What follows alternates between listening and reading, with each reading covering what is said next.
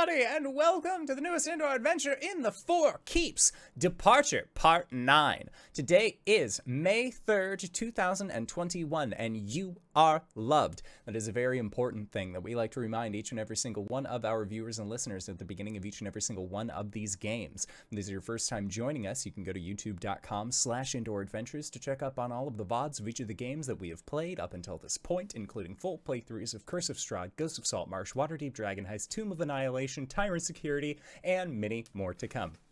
We upload 3 times a week, and you can also find us anywhere audiocasts are made available under the same moniker. And speaking of things that are being made available for free, if you go to patreon.com/indooradventures, you can check up on our after show called Nights in the Courtyard, where we answer questions not only from each other, but also from the community. So if you have any questions that you would like to ask myself or any of these other fine folk, feel free to join us at that there Patreon, and we will do our best to respond in kind. But if you already support us on Patreon, you already support us on YouTube and Twitch and all of those other wonderful spaces, and you're thinking to yourself, where can I go to help support this incredible show even more? Guess what, buddy? I got your back. Quite literally, in fact, because if you go to indooradventure.redbubble.com, we got t-shirts, we got posters, we got mugs, we got crop tops, throw pillows, shower curtains, aprons, clocks, and most importantly, we also have Tia masks. That's right, we have face masks with the symbol of Tiamat upon them, available in all 5 of her glorious chromatic colors, done up by our very own Cyberwolf 1201. So, all of the proceeds of those face masks end up going to help support Doctors Without Borders. So if you would like to help support a good cause or possibly help support the show, you can again go to indooradventure.redbubble.com. That is indooradventure, no S at the end, .redbubble.com. But that is it for my opening spiel. So, hey RJ, who you playing today?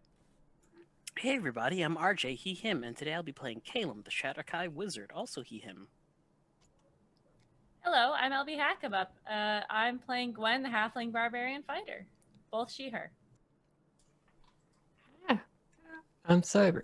I use he or any pronouns, and I'm going to be playing Arjhan. He is a Draconian Ranger Cleric who uses he, him pronouns. Hey everybody, Wings, also known as Danae Keener, she, her, playing as Coriander, the Eldrin Paladin, she, they. And I am the Indoor Adventurer, he, him, and tonight I shall be your Dungeon Master. So, last we left off, it was about 2 weeks ago. That's totally fine, because the recap is going to be quite glorious. It was a really, really, really long session of combat. You guys had began hearing screams and cries coming from the Dragonforge. There was smoke rising from the distance after you had dealt with a worm-infested deer. And upon making your way to the Dragonforge, who else would be there besides the biggest asshole on this side of Illyria? Kodeth, the Blood Ravager. At this point, yeah, that was his full name. So you managed to, I would say, make quick work, but our entire last session was full of combat. Ren, in an elven form, ended up getting stabbed in his kidney, which he thought was very humorous as he morphed into a ancient green dragon and was put toe-to-toe with a Baelor that, well, Kodeth's crew had summoned. It was at that point that you also realized that Kodeth had teamed up with the remaining forces of the Keshen on the mainland, and at this point, things looked pretty grim. Combat was going about as well as one would expect, and that is when you started to hear a rumble in the sky of deep thunder. But that thunder was accompanied by laughter, as striking down from a bolt of lightning, you saw a white draconian accompanied by several other scaled individuals. They weren't necessarily also dragonborn, but you could definitely see white scales kind of like creeping up their necks or on the sides of their faces, that sort of thing. This white dragonborn, laughing, took on an enlarged spell and went toe-to-toe with this Baelor, accompanied by Ren. It was at that point that your crew was able to focus down on an Efreet, a fire elemental, a Deep Seldari, and Kodeth himself. And being able to focus on that rather than the effects of the town, you were able to make, again, relatively quick work. It was at this point that Kodeth fell in combat, where Arjhan was able to let him know that he was not the monster. Kodeth was. And that is when he was able to unleash a torrent of acidic breath onto him. As the battle came to a close, you all began to hear a song accompanied by the presence of the Dragonforge, something that had previously only been visible to dragonkind, but instead you all could see this magnificent tower stretching up to the sky. And from the roof of this tower, you could hear this song emanating as Arjhan began to glow with this purplish energy, the white dragonborn, white energy. Ren with green, Kendek with red, and Strom with blue, as that same energy seemed to spread over the Dragonforge itself, being accompanied by this song. The battle finally over. That is where we left off last week, or last time we played, rather. So, as we start off, Caelum, make a religion check for me. Okay. Religion is this button. Starting off strong, Caelum, with a 9. Okay, with a 9, Caelum, as you hear this song, as you see this sphere, this half sphere kind of encompass from the top of the Dragonforge down across the city, you start getting like goosebumps almost. And you start having this worry of, oh fuck, this is going to become consecrated ground. As an individual who allies themselves with the forces of undeath, this seems like it is going to be a bad time. However, as you watch this dome kind of finish its shimmer over the town, you wait. And nothing happens. But there is still that moment of worry where it's like, am I just gonna get obliterated from this? But thankfully, the answer is no. Okay, that's fine, I guess. See, this is why you follow the evil gods. It's true. So, as this is happening as well, the white draconian begins to shrink down in size, the effects of the enlarged spell wearing off, and this ancient green dragon that there is a crowd of onlookers that have been watching all of this unfold, see and point to, again, the only living dragon that they have ever seen before, and you see that form sort of shimmer for a brief moment and then sink into the shadows. And then the shadow seems to stretch, and coming around from the side of a building, you see Ren, who is doing his best to put on the performance that this was something that he cast magically, like still holding on to his side, saying like, oh, what a grievous injury I had, that sort of thing, to try and keep up this ruse that there is not another dragon still alive on the continent. Yes, Caelum. I did the server thing and asked you when you had a mouthful of food. What's up? No, it's just Caelum just going, It's like, oh, I may have suffered quite a grievous injury here. I think I need help. Dude, that was fucking lit! How did you do that? Oh, ancient magics. I am quite a wizard. And he just like looks at you and then gives you this look like, ancient elven magics. Gilskari magics. Gilskari magics. Understand. Stars aren't aligned. Can't do it. Not today. Okay. And at that, the white draconian will look towards Ren and just give like a hearty slap on the back, and she says something in Draconian. I believe there are only two of you, or in, Draconian. There are only two of you that can actually speak that language. And she says, whatever magics that was, great job, speaker, great job. And as she's giving this slap, Arjhan, you have a high enough passive perception, and you can kind of get a better look at this draconian who has arrived onto the scene. They have a great axe that the head of which is a metal that is almost obsidian black, but it is not made of stone.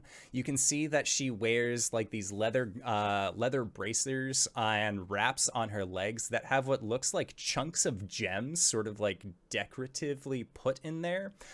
She's wearing a large open-faced long leather coat, and the thing that strikes you as the most notable about her entire appearance is that along her neck, she actually wears a necklace that looks like it is full of teeth, specifically canine teeth.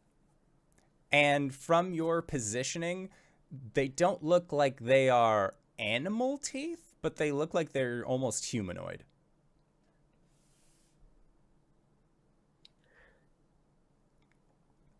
I have to say, this is a very unexpected arrival. And do you say this in common or draconic? Draconic. And she stifles and looks over in your direction. How do you do this? How are you one with the flying? And she like makes like a big gesture as well. So those of you who don't speak draconic can at least get a like visual cues as to what she's meaning. I can translate for everyone. Sijin said that there was going to be need of help down this way. We came as soon as we could, but I'm not... Sijin? Yes, our speaker for the Great Maw. Oh. Sorry, where are my manners? I am Jirana. And you? Arjhan. That's her name's Jirana. Arjhan. Oh, good. We haven't met her before. I was worried that I've forgotten someone again. Hi. Like, looks over towards Gwen and just like a quick wave, and then back to Arjhan. This is Gwen, Cori, Caelum. Caelum's the only other person who can speak our tongue. Are they your followers? No. Friends. Oh, that's very nice of you to be friends with Flightless. They must do some things incredible. They do.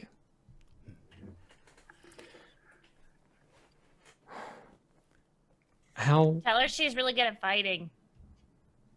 bad does my house look? Or Or my town? So thankfully, the majority of the fires that were there have been mostly put out, as Gwen had used her axe to summon forth a battalion of Goliath barbarians who are more of like, at this point, like an emergency rescue squad. Like twice now you've been like, save the people, and they go out and do that. So your town is not looking the best, but it's not destroyed. Nothing has been burned to the ground. Any fires that there were are in the process of being put out. And any kind of screams or yelling that there was has since subsided as combat has come to an end. You do still have a headless corpse that you acid breathed the face off of behind you, but other than that, you're looking totally fine.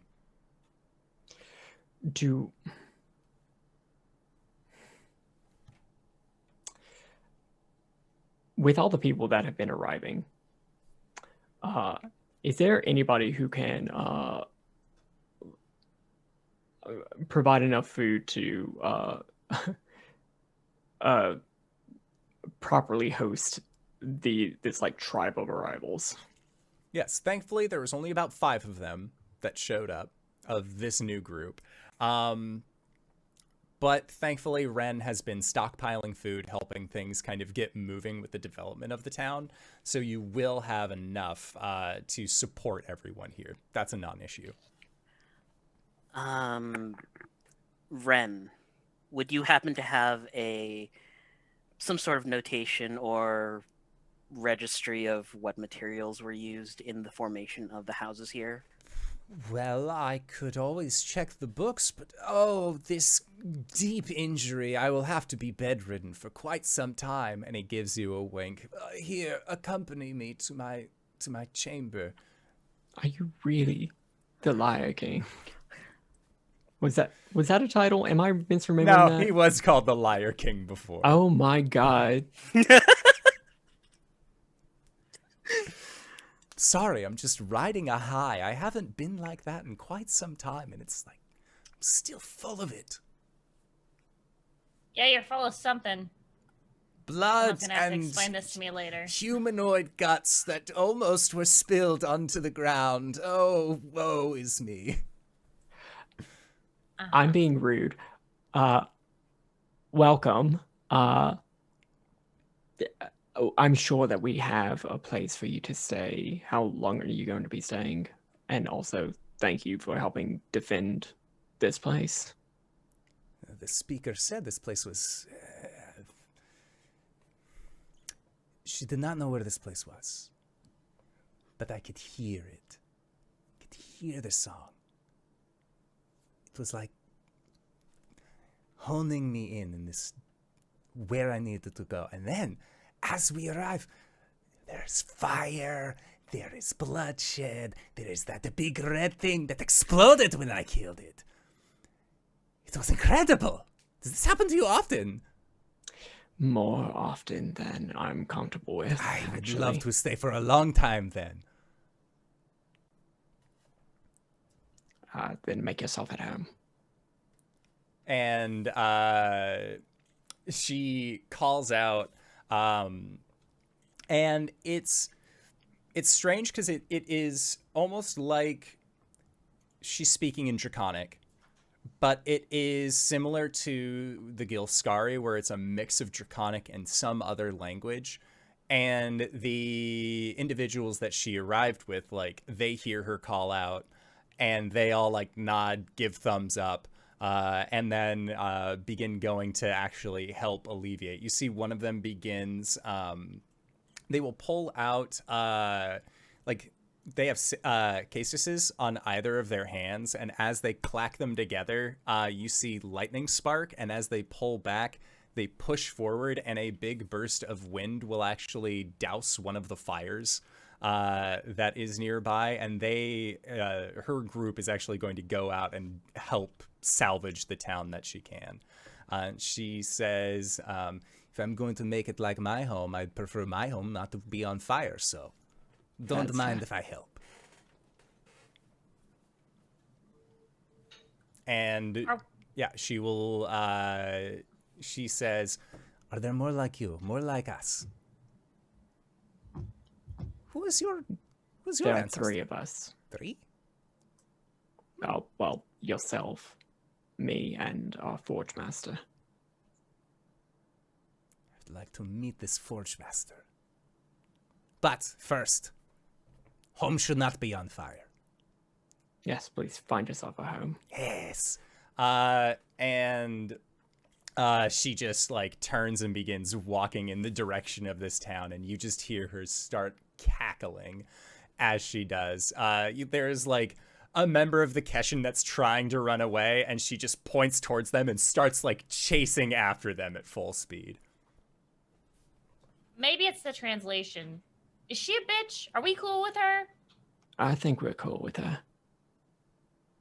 The cackling is okay. It's unsettling, but I mean, she fights really well. yeah. Why are you running?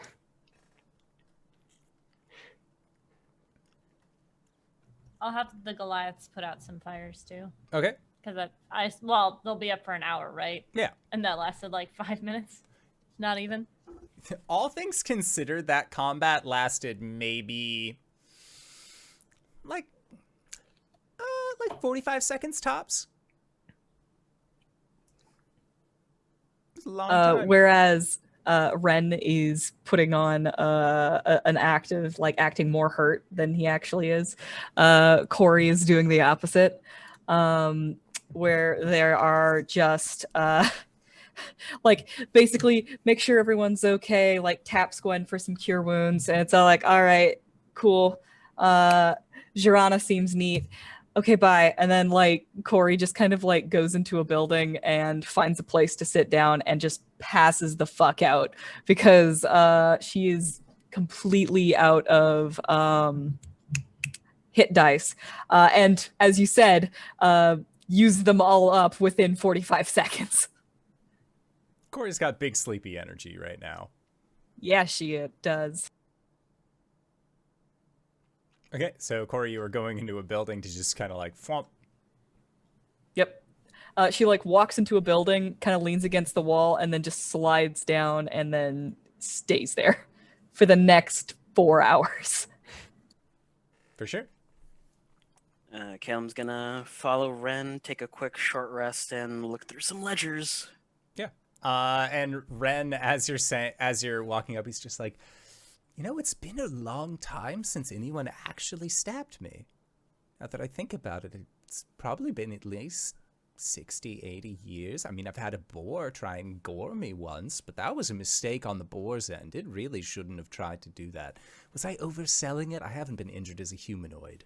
More so. Just a little. I wouldn't think that the speaker of the Gilskari would get up to a lot of combat. Thank you. Well, I'm sorry for overselling it, but I kind of need to, well, it's not like I can go out and just memory wipe everybody that's out there. I mean, maybe next time kind of undersell the pain, like do the stoic thing. It's true. I could try that. Anyways, do you think this is going to turn into a cool scar? He kind of like shows it. It's just kidding. And he like motions his hand over it, and as he does, it just seems to instantly heal over. Oh, okay. I was gonna say, if you want me to stitch it up to look like a cool scar, I could do that. No, thank you. Does that transfer over to your form? Like, does it show as like a kink in the armor, or what? No. Why would it have that? Oh, if I'm trying, if I am revealing myself and my full prowess, why would I show signs of weakness? I don't know how dragons work, and this is like a first-time thing for me, so I have questions. Well, if you ever are curious, I am more than willing to talk about things. Now, ledgers are located over there. I always make sure to get double copies of what the Abishai are working on. Beautiful. Okay. I'm gonna take a short rest and then start fabricating material. Be my guest. And as he says this, he says, I am actually going to, well, help, I guess. And as he says this, you see that he sort of makes a scooping motion with his hand, and as he does, it seems like he just picks up shadow from the surrounding area and then applies it onto his face, and he just has he looks like Joe Worker, like just your average dude, and he's going to then exit the building and then go and actually help with, you know, putting out fires, chasing down Keshin, that sort of thing. Cool. All right, so Gwen is busy, is helping putting out fires. Cori is taking a rest. Caelum is looking at ledgers. Arjhan, what are you up to? I need to build a pyre. Thankfully, there's a lot of wood nearby. A lot of it's already on fire. A lot of it is already on fire. Does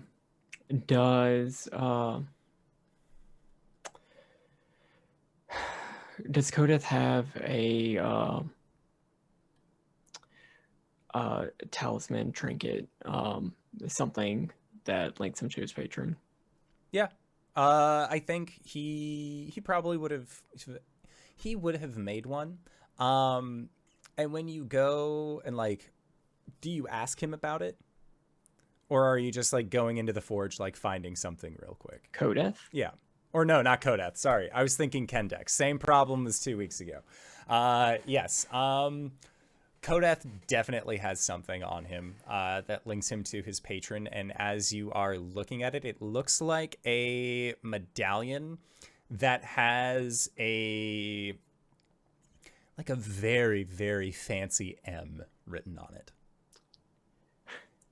Is it the McDonald's arches? Almost, but more villainous. Do I recognize the patron? Make a Arcana or Religion check. And I would say that you would have advantage on this because of your previous ties to the Blood Hunters. 23. 23, you would recognize this as Mephistopheles. Mephisto confirmed. Yeah, I need to build a pyre and do the Blood Hunter right. Okay. Yeah, and I would say that as you are, as you're like getting the Blood Hunter right, ready and building this pyre, things that you would find on Kodeth's person, you see that he is wearing a fancy set of boots. He has his plate armor that he is wearing, and then he also does have several coin pouches that seem to be jangling quite nicely. Okay, well, we're going to put those aside as well. But I'm going to throw him down on the pyre. Do the... I don't know if Arjhan is still able to do the blood circle lighting on fire thing, but he can at least light the pyre and invoke Mephistopheles. The pact that you had with this one is over. Please guide him to whatever's next. And throws it in the fire. And as you say this, he's doing this. Yeah. He has set this up outside of the hollow ground, by the way. Safe bet. And as you say this, and toss the medallion in, and you hear like it's almost like the medallion as it hits against a piece of burning wood causes a popping and hissing sound, and as it does, and you say guide him to whatever is next, you hear a gladly seems to come from the flames. Oh, I like that. I like that a lot. And he'll say the Blood Hunter words. I don't have them pulled up. That's fine. I don't want to dig for them. Not and I for feel this like guy. we don't want to linger on Arjhan saying them anymore. So we'll move on.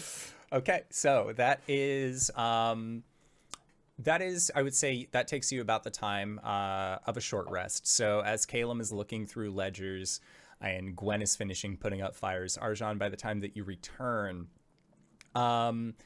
you can see that the fires are mostly put out at this point. There's still like a few like smoldering spots, but nothing like there are no open flames. Everything has been contained. Gwen, you are probably just like covered in soot at this point from, again, like opening burning buildings, like making sure no one's inside, or that, are there any Keshin in here? Like, quit hiding. Where are you at? And that is actually what you've seen Jirana do, is that like she is like very like clearly checking everything out. And Gwen, make a perception check as you were kind of like coming into contact with these more tribal folk, with Jirana, that sort of thing. Okay. 18. An 18, there is something about the gems that Jirana has on her bracers and wraps that you also see on the other individuals as well. Like the castices look very familiar that this individual is using, is on each of the knuckles. There are what look like these gems that have been implanted into them. They look like the Echo Shard gauntlets. Huh. And the individual that you had seen use a bow on the end, like on the firing area, on the haft of the bow, you can see that there is also like a little piece of Echo Shard that is there. Huh. Excuse me, Miss Dragon Lady. Do you speak common? Jirana speak many thing.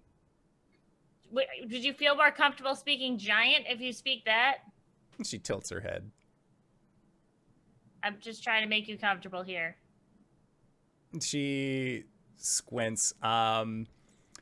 She's not exactly sure and just says, "Speak small giant."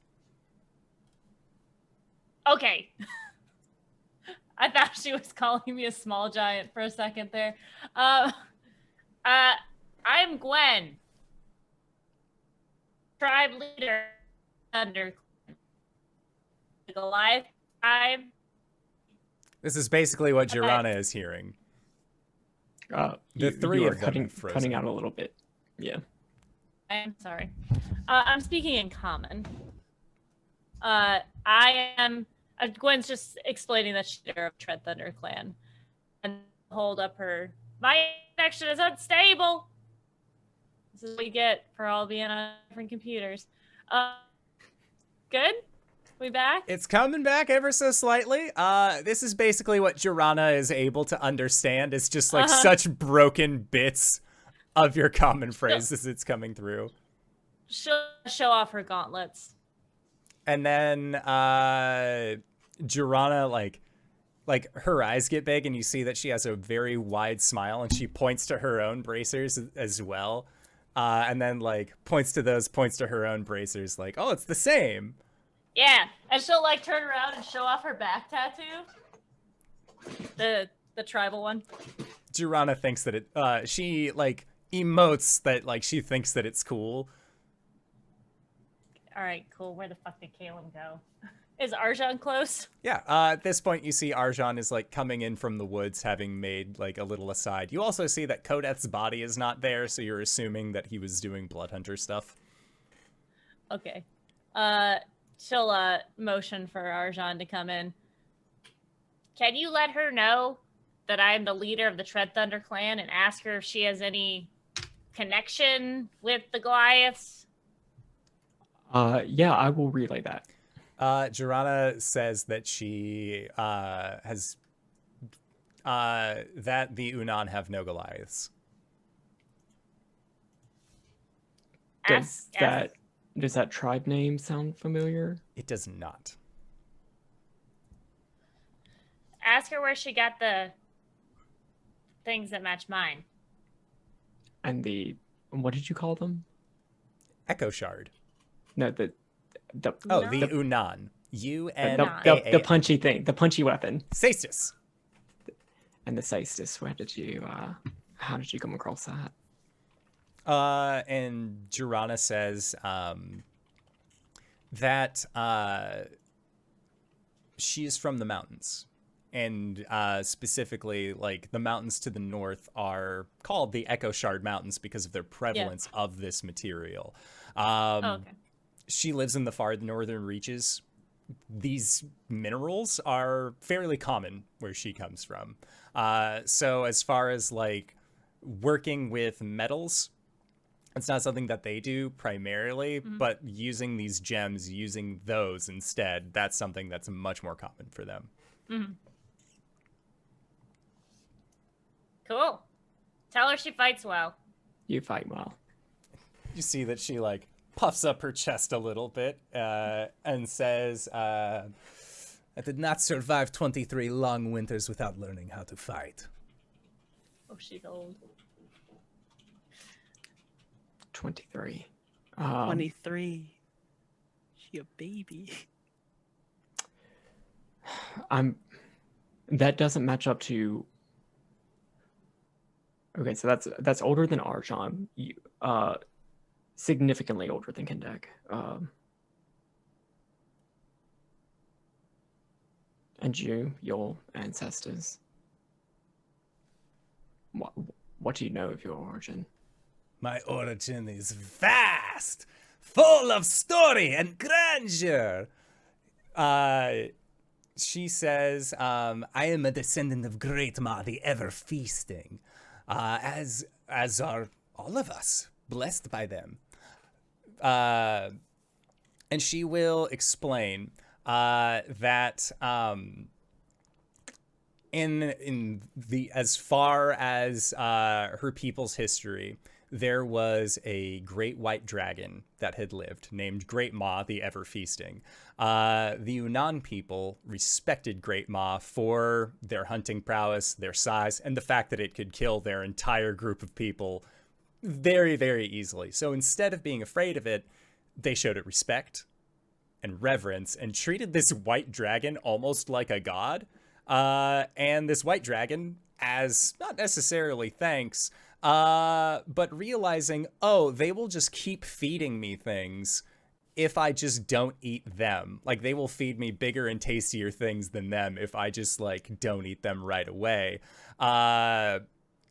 It allowed them to kind of thrive as this small cluster up in the mountains. And then as Great Ma was dying, it bestowed upon her people a gift. And that is where her blessing comes from, is that everyone in her village has signs of their connection to Great Ma, these white dragon scales that will grow upon them. And every several hundred years, one such as Jirana is born. In that, rather than being only slightly draconic, they come out as a full draconic creature.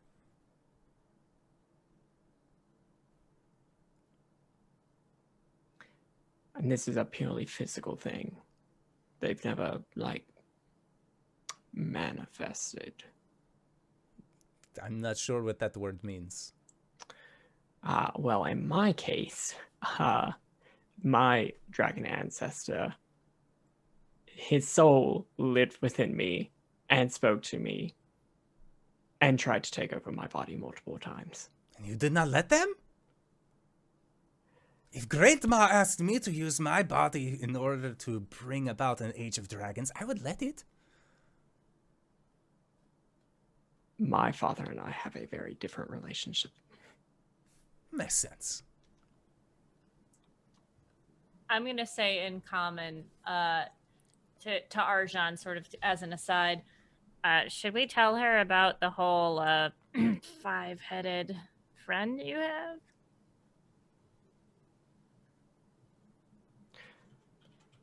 The really big one who lives in a very hot place. And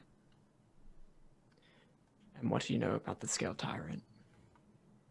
And she says, well, only what Sijin has told us. That once there were more dragons, then there were fewer. Now there are none. There are those who have their blessings, such as myself and Sijin. But before that, where did they come from? There was two. One single-headed, not great hunter, very disappointing in stories dragon, and then there was her, the big queen. She has 5 heads. There was greens, and the blacks, and the blue, and red, and white, and she has all of this power and commands armies vaster than eyes can see. I know, she already knows about it. If I could meet her one day, show my appreciation most wholeheartedly. I have heard her song. Every few times I hear her song. I heard her song not even an hour ago. Should we tell her that we know her?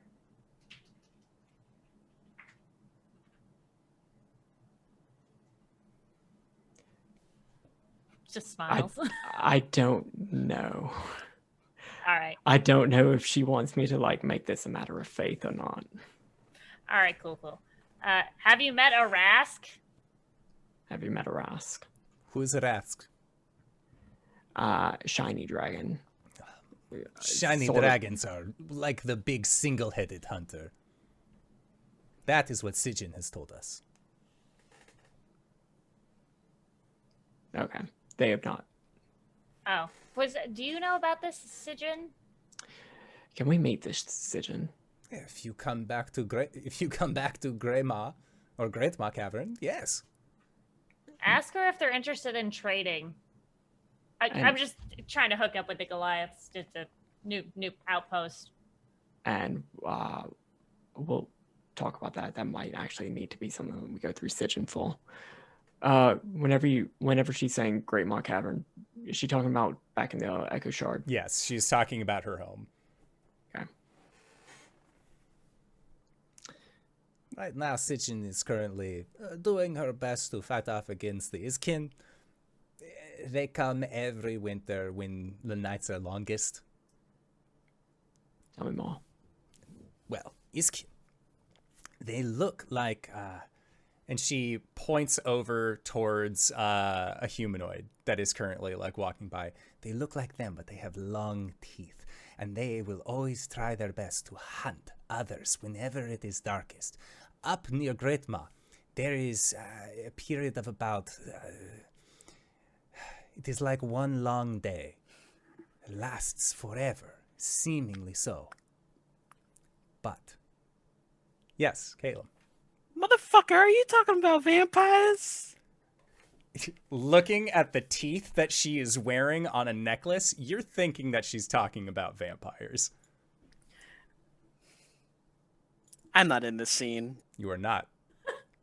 Arjhan, however, is, and he has a little bit of a history with that sort of thing as well. They used to come to our village frequently, but Girana make them scared. Sijin taught us how to hunt. So, whenever they try to come to our village, we remind them to leave Great Maw alone. They're holding back fucking vampires. Wait, vampires are real? Yes. Holy shit. Can we go hunt vampires? That. I mean, if we want to meet the Sitchin, then probably. Okay. 2 thumbs up to the dragon lady. I'm gonna go tell the guys that we're gonna go hunt vampires. Okay? Not right now, but they'll be excited. She motions to the Goliaths. Okay. We'll talk about the trading later. Is there anything else you needed me for? I don't think so. Solid. Yeah. Great to meet you. Good fighting. Woo! Whoa! And she's gonna run off to the other Goliath. Hey guys, guess what? There is just like, Gwen quits. There are vampires. We're gonna hunt them. It's just ah! Like there are like big cheers from the Goliaths. And then she's like, okay. All right, you guys did great. I appreciate you so much. Time to go. You guys take a break, take a nap. You did great. They come in for a big old group hug. And then they just get absorbed into her. Yeah. With the remaining time while Caelum is out, I'm going to make sure that Girana is introduced to Kendek.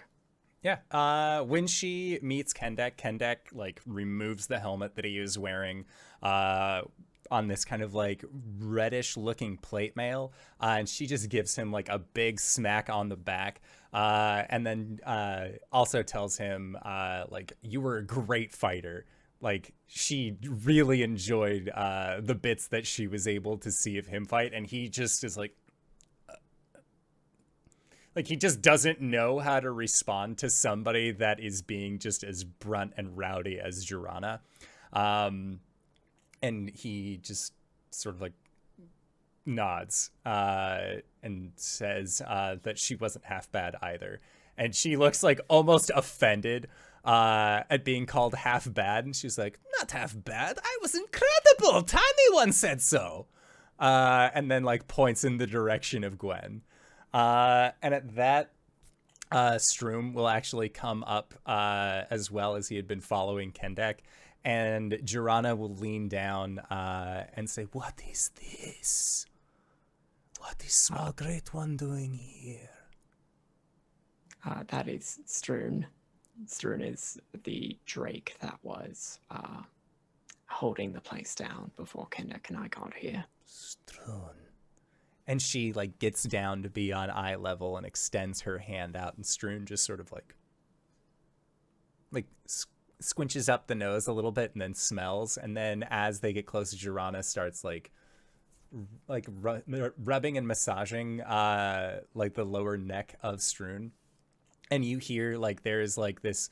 It's almost like if a gator could purr. Like Stroon just seems to like enjoy her giving scritchies. And she just says, "You are a mighty creature. Incredible. Shoot lightning from your mouth." Then just like kind of like sloshes his head from side to side. And she then stands and says, "This one is Forge Master, correct?" Yes. "What is biggest weapon you have ever made?" "Is it as big as axe?" And she like holds up her great axe, and Kendek just sort of like looks at the armor that he's wearing, like holds up his great sword.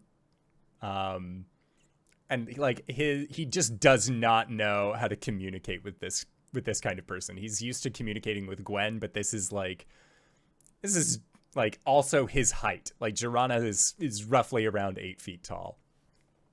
And I would say that it is around that time, Caelum, that you have gotten done looking through these notes,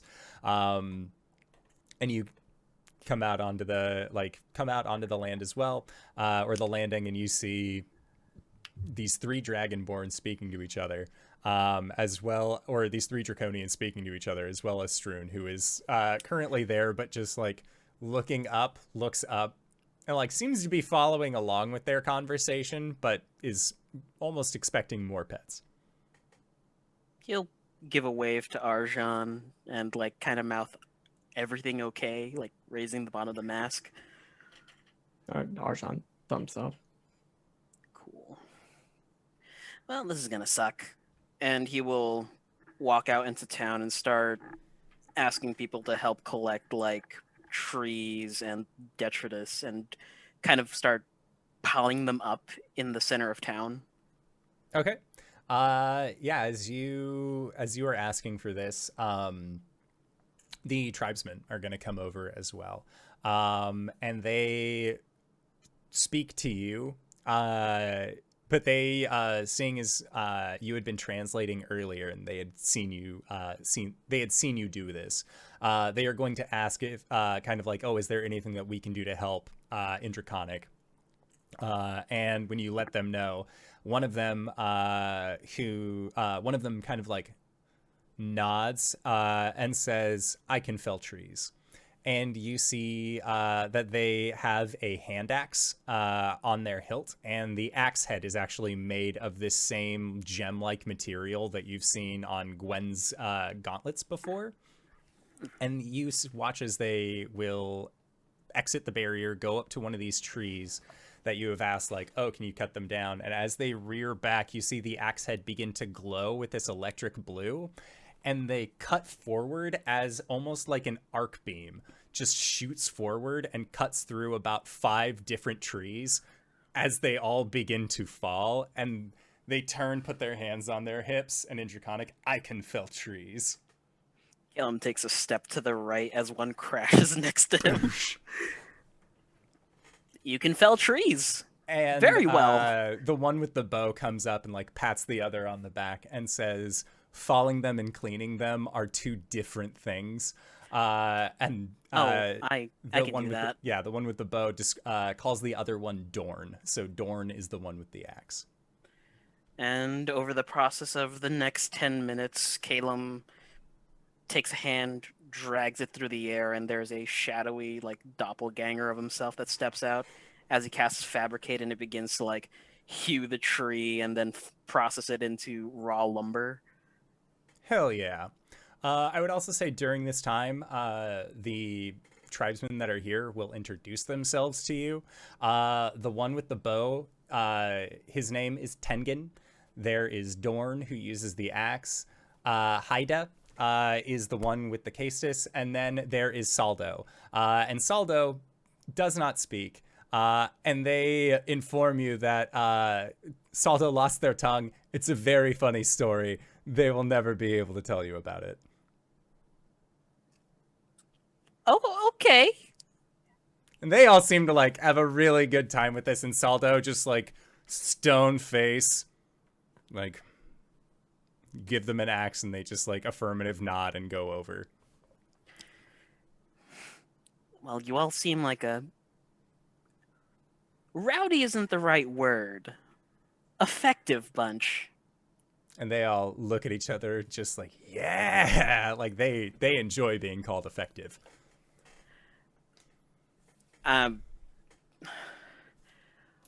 So you all, from what I gathered, them talking, someone told you all to come down here? They nod and say, Old Grayscale. She was the one who told us to come here. Well, told Girana, but Girana tells us, of course we go. Girana is basically like soon-to-be speaker. Well, once Grayscale passes, but she's been alive for a very long time. Right. He'll pull out a map, actually, and ask if they can show where they're from. Would it correlate to where... Is it past the... Oh, Lord. I want to say Kevin's grave. The Rookery of Bones. Rookery of Bones. Yeah, it seems like they like put their finger to the edge of the mountain and then just like keep going, and then they're like running their finger through the grass and then just keep going, and then they sort of just like shrug and say they don't know. Do you know where the Forest of Eyes is? No, but that sounds like quite a sight. Do you say ice or eyes? Eyes. The trees, they can see you. And sometimes they I- follow you. It's not fun. That sounds very perturbing, actually. I would hate that. It's kind of like when you sit in a room with some dolls and they kind of feels like they're looking at you as you walk past. That's why you don't draw eyes on the dolls. Fair point. Forest of Eyes. Could I make a history check if I've ever... Sure. Anybody ever explored that far north? Hell yeah. 18. An 18, out of all of the books that you've read and of all of the tales that you have encountered, not one has mentioned a Forest of Eyes. Well, I guess we could put that on the docket if it's pertinent to whatever Arjhan's doing. Oh boy. They will ask you how many long winters you have been through. Honestly, I've lost count. And they all just just flabbergasted. Like, how can you lose count of long winters? Well, I used to live in a tower for a very long time, so I didn't really know when was winter, summer, spring. Well, I would know when winter's around. It got really cold. I would say like 25. They seem to nod and just okay, that's a good enough number for them. What about all of you? Tengen says that they have, thankfully with Sijin's help, they have gone through 28 long darks. Dorn has been through 35. Haida, the youngest of them, has been through 19, and Saldo has been through 25 as well. Saldo looks older than the others, but it could just be the stress. Mm-hmm. That's fair. Okay. Well, so up north, there are times when night just lasts a longer time, I assume, when you say long dark. Yes. And they say that they refill lanterns almost with the same. They refill lanterns at the same pace as it would if they were burning a lantern straight for 30 days. So you all keep track of your months in 30-day cycles. Okay. Huh. What is a month? it's a period of time that is just basically in a group, makes things easier to keep track of. Like, Well, you have long summer, long dark. no in between, huh? Yes, some in between. It does not straight shift. Well, Sometimes use long months dark to- is, well, it's pure dark. 30. Then it kind of begins to taper, where you get like 1 hour of day, 2 hours of day, and then more and more, and then you know when the long dark is coming because the sun gets shorter. That's very far north. They nod, like, yes, we know. Sorry, I'm just surprised, that's all. Imagine our surprise. It's supposed to be dark here. And it's like late evening, but like the sun is still like setting. You can still see it off in the distance. Well, if you stick around long enough, it gets unbelievably hot. And they like all look at you or they look at you and just like Haida is like, I would like to experience this long hot. Long hot, huh? Oh, Yep, I hate they it. say it with a straight face looking dead at you. What are you going to do about it? Long, hot, draconian summer. It's a hot draconian anthem. Everybody throw your hands up. I guess Caelum will use his... It's a really quick motion, but he will use minor image and then the photography spell or portrait spell on a glass orb, and he will show them like a barley field in the summer. They are just astounded looking at this. And they ask what dragon you descend from, which great one you descend from, that you could learn Oh. such power. It's a very long story. I've not heard of long story, but I'm excited to find out more. We'll talk a bit more as you stay here. Yeah. And Caelum, as you are interacting with these individuals, you kind of you can see that they have like dragon scales that are like growing in patches on their skin. And as they are using these items, you recognize this as it's almost like a less formulaic, more rudimentary version of an arcane focus. Like it seems like the axe that Dorn is using, the bow that Tengen uses, the caestus that Haida uses, they are treating them like they are arcane focuses and are able to cast spells through them, but you're not exactly sure how. I mean, I can assume by their like lineage and stuff, there is some sort of draconic ancestry going through. They're using the focuses to just bring it out. Yeah. But they just seem much more martial than learned. If we do travel up north, I'd like to talk with one of your smiths who made your weapons. And they nod and say, most of these are passed down. Other than that, make it yourself. Interesting. You find Well- tanners, people who are able to put the gems inside the echo shards. My style of casting is actually more related to what you guys do. Oh, And he'll show them a guiding bolt, striking his hand against the ground and placing it on top of the shield, pulling it back like a bow and arrow, and then firing it off into the air.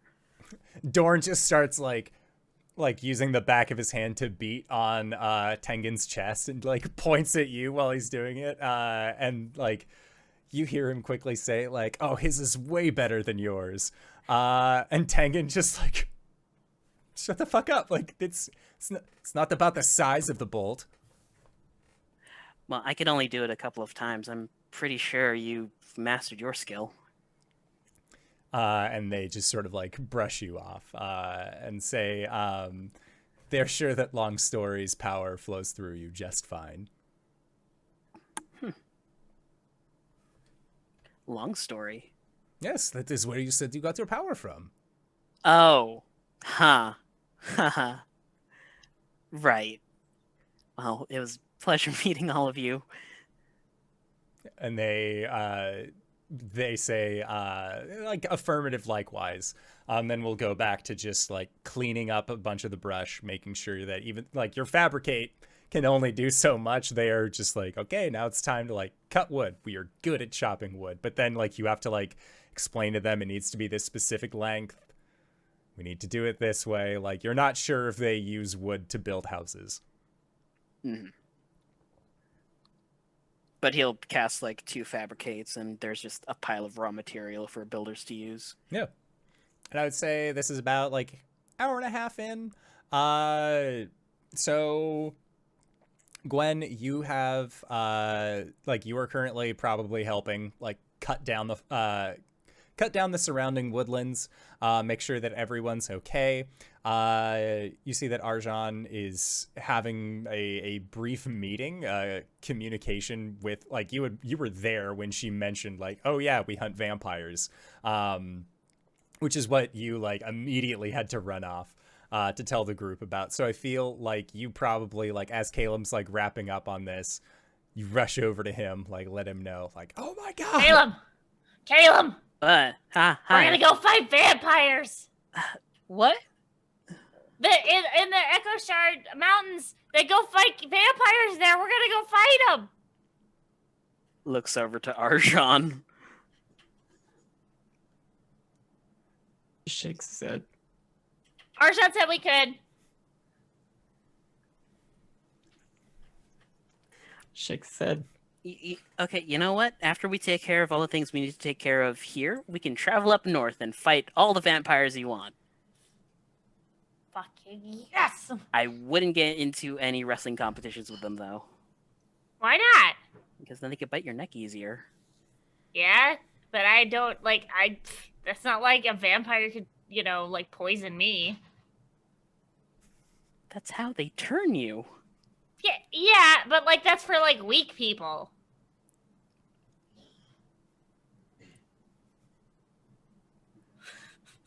Okay. At some point, Arjhan is going to go into the building that Cori went into.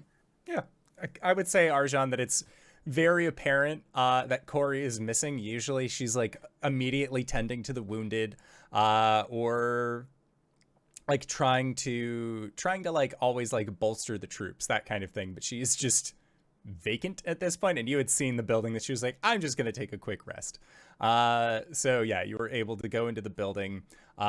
Cori, you are just like slumped up against the wall, and I like to imagine like Arjhan walks in, like takes a couple steps in, looks around, can't see you, and just, hey Arjhan, like sitting up against the wall, like right out of his view from when he had walked in. I mean, pretty much.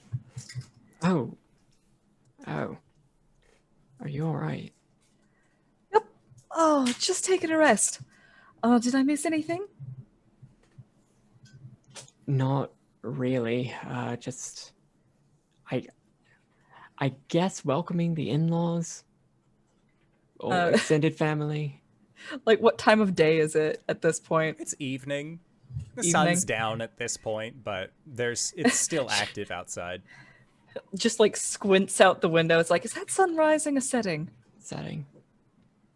Oh, did I miss dinner? No. Good, I am starved.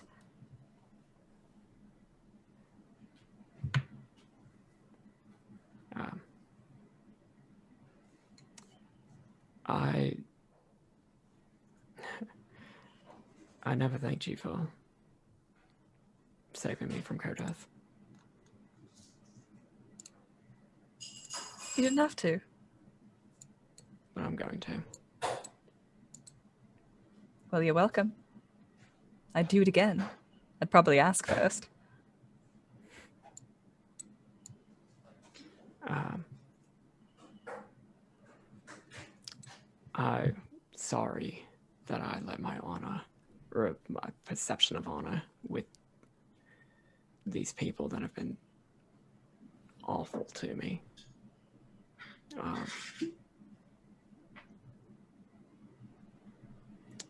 Get in the way of that. It was important to you. It was stupid. Yes, but it was important to you.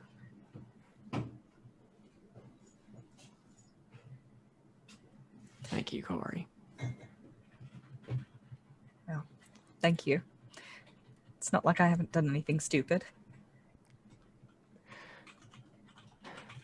I'm gonna go make sure that somebody is actually taking care of dinner.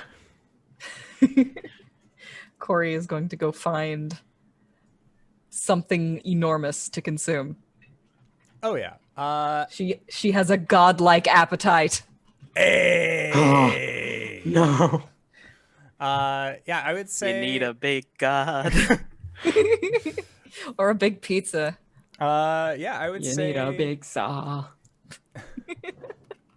that there isn't like it's not falling to one person to make the food. Fiorette and Wenty are doing their best to make also as much bread as they possibly can, having been set up here.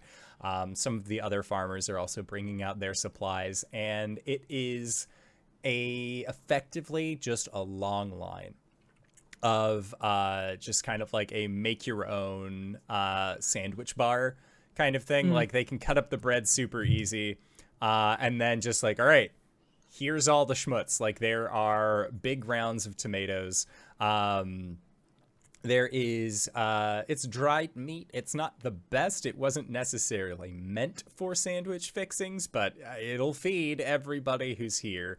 There's some cheese. There's not very much cheese. It's actually pretty hard to come by, all things considered, but there's enough food to go around, really.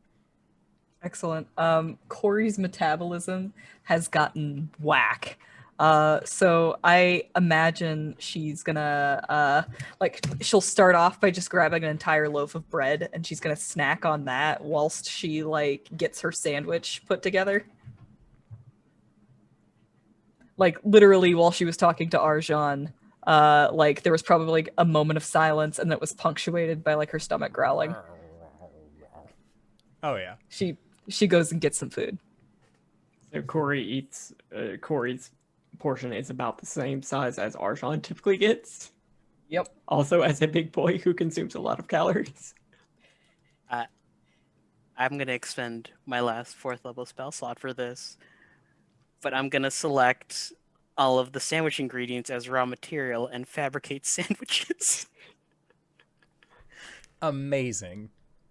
Caelum There's starts a actually- catering company. So, fun fact, there's no limit if it's not metal or stone. My God. He turned 2 loaves of bread into being able to feed everybody. Nah. Red card. We don't do that. We don't do that here. Caelum could swim on land. Oh my God. So, Arjhan, get out. Get out of this house right now. So, you are able to make a variety of sandwiches for individuals to eat.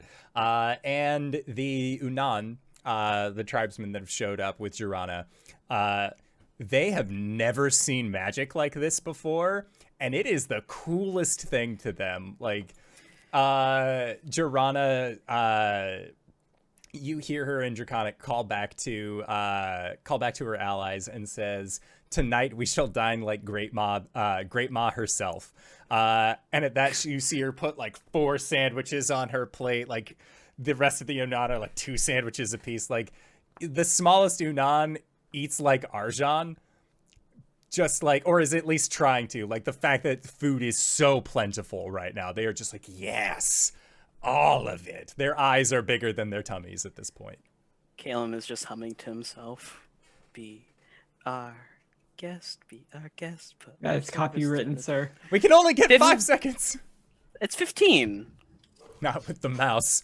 We Oh, do shit. 5 to be safe. With the mouse. Yeah, no, I think the trading post will be a very good idea. They seem to be lacking in the. How long did it take them to get down here? Based off of where did Arjhan figure out where they're from? I would say that you'd be able to communicate with Caelum, at least like talk to him about his understanding of it. They are far to the north, Super far past north. any map that you have seen. Like I haven't even read any stories about that far north. Did you know up there is a forest of eyes? Like the trees could actually see you and follow you. Have I I've heard got a of question. How long has that forest existed? this? Do I know anything about this place? You can make a history check. I can do that. If you don't mute, I'm just gonna do that. That's fine. Oh, my -1. 14! Gwen, you have never heard of a forest of eyes before. That's like literally eyes? Or like the trees are alive? You're muted. Yeah.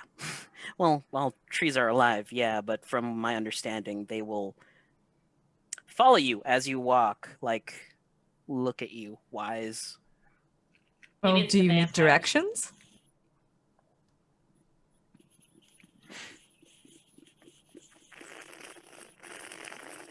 Caelum is just giving a long sippy to Cori saying this.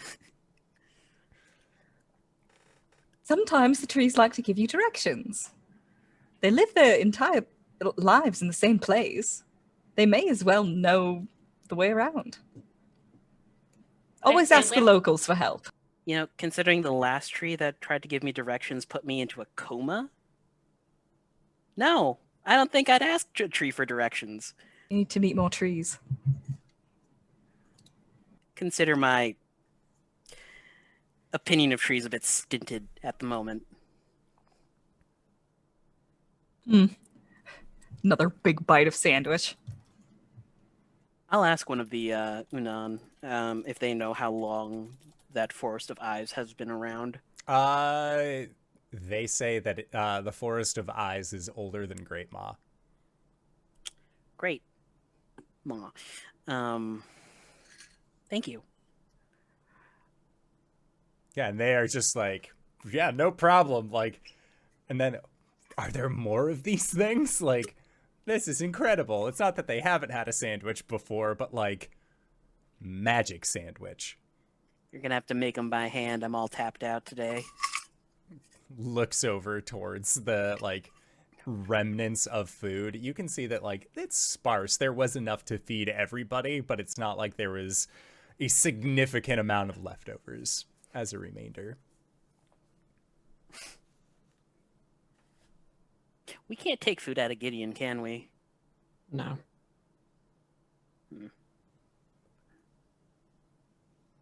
Gideon's made of wood. What are you talking about?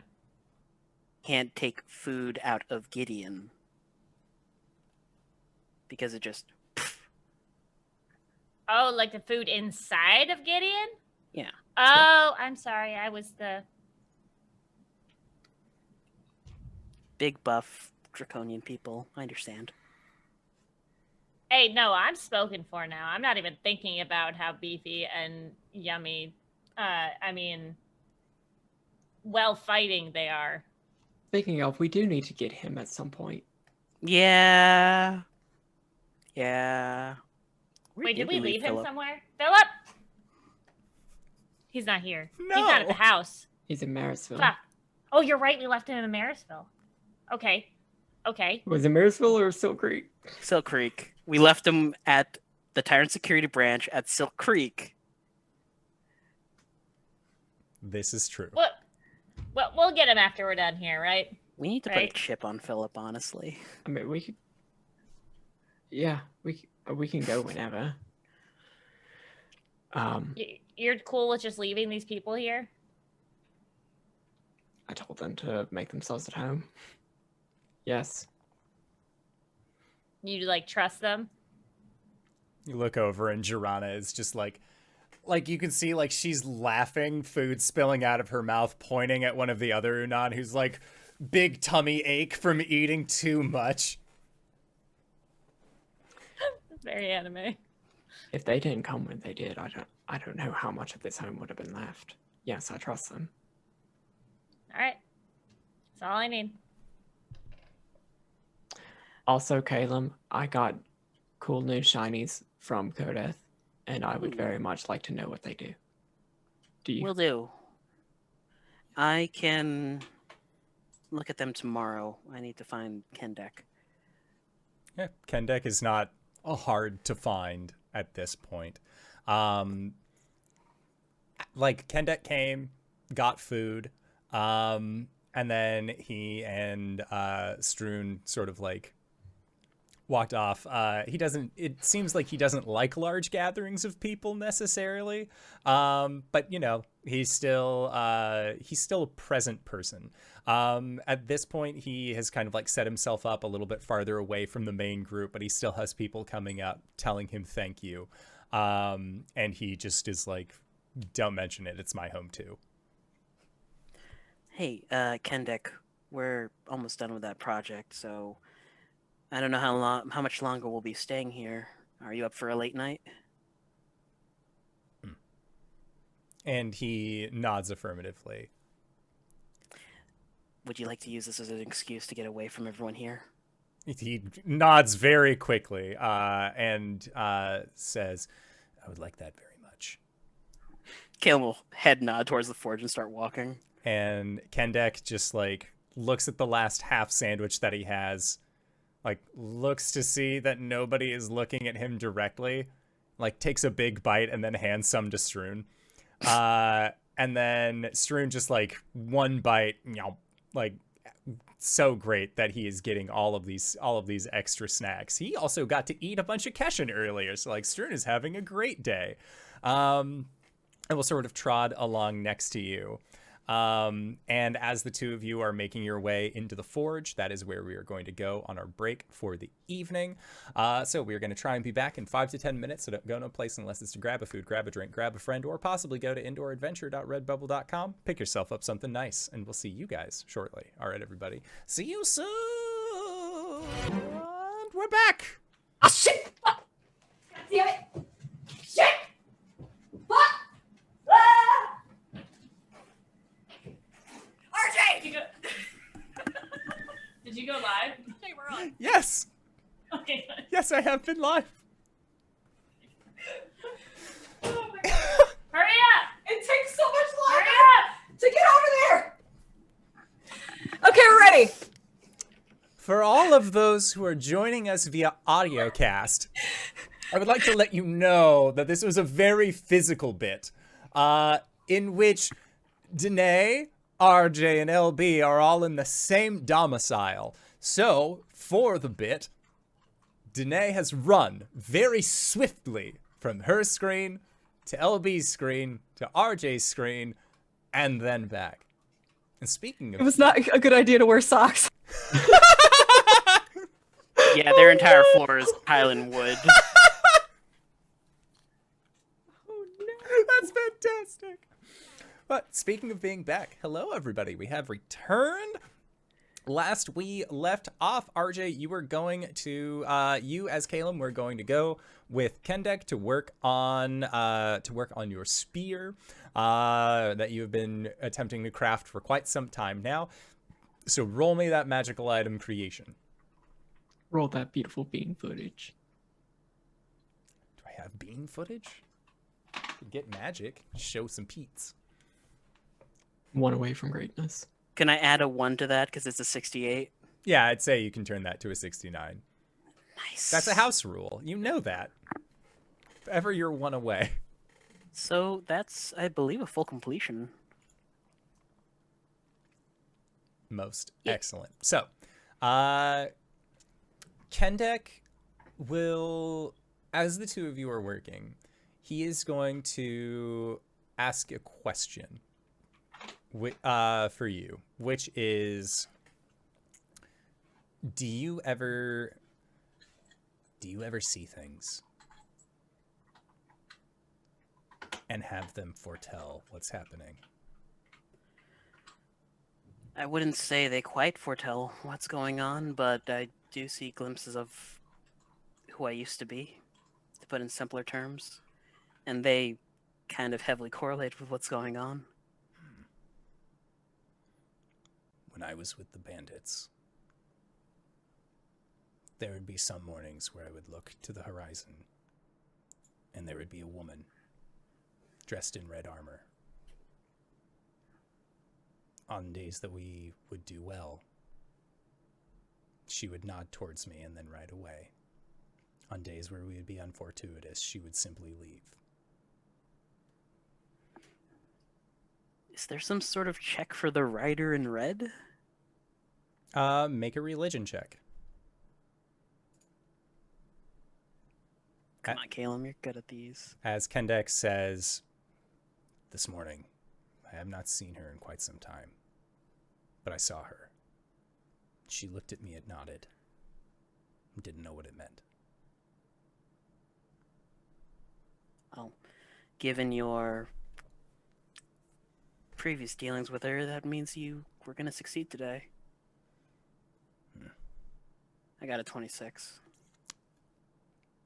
This is what he's talking about is very common to those who are followers, or at least those who are considered to be blessed by the Red Knight, who is a lesser known deity throughout the land. She does have a brief following, but she's not very common.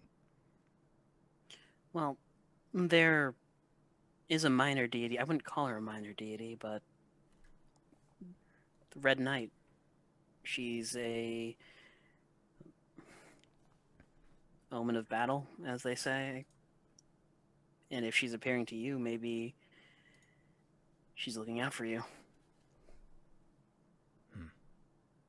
And Kendek takes that into consideration. And you see that, as you say this, he sort of looks over to the armor that he's made for himself that has like this reddish hue to it. And he just seems to take that into consideration as well. And he asks if there are two deities that look towards me, will they upset each other? Depending on where their portfolios lie. But I think that's a question that you're going to have to ask Arjhan.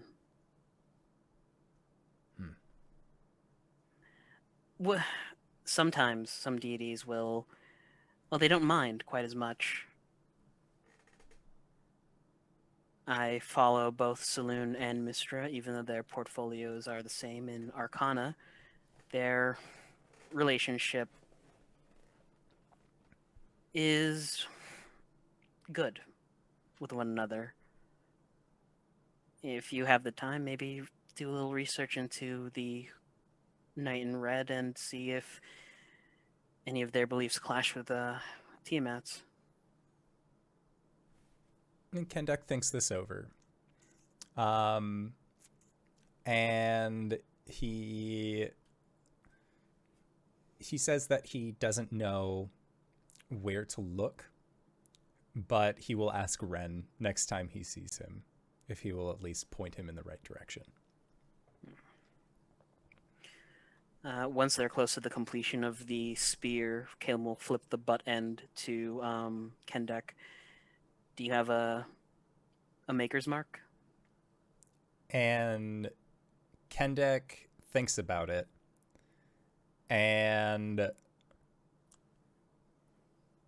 he's never thought about it before as far as like marking something down for his, like, to show like he made it, because it's either something he's wearing or like something that he's given to you, or it's like a hand axe he doesn't really care about. But he will put the draconic symbol for red.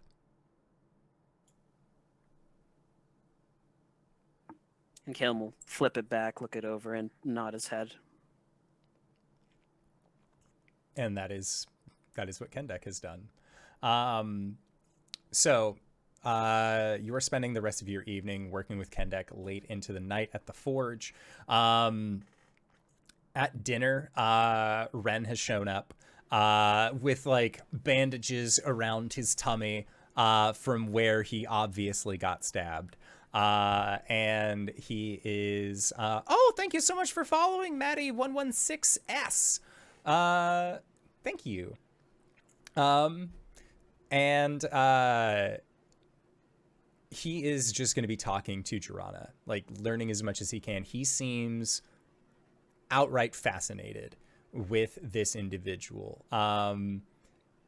And from your interactions with Ren, he knows an incredible amount about most things, but it seems like the Unan themselves are somewhat of an enigma to him. These are people, this entire culture is something that he's never heard about.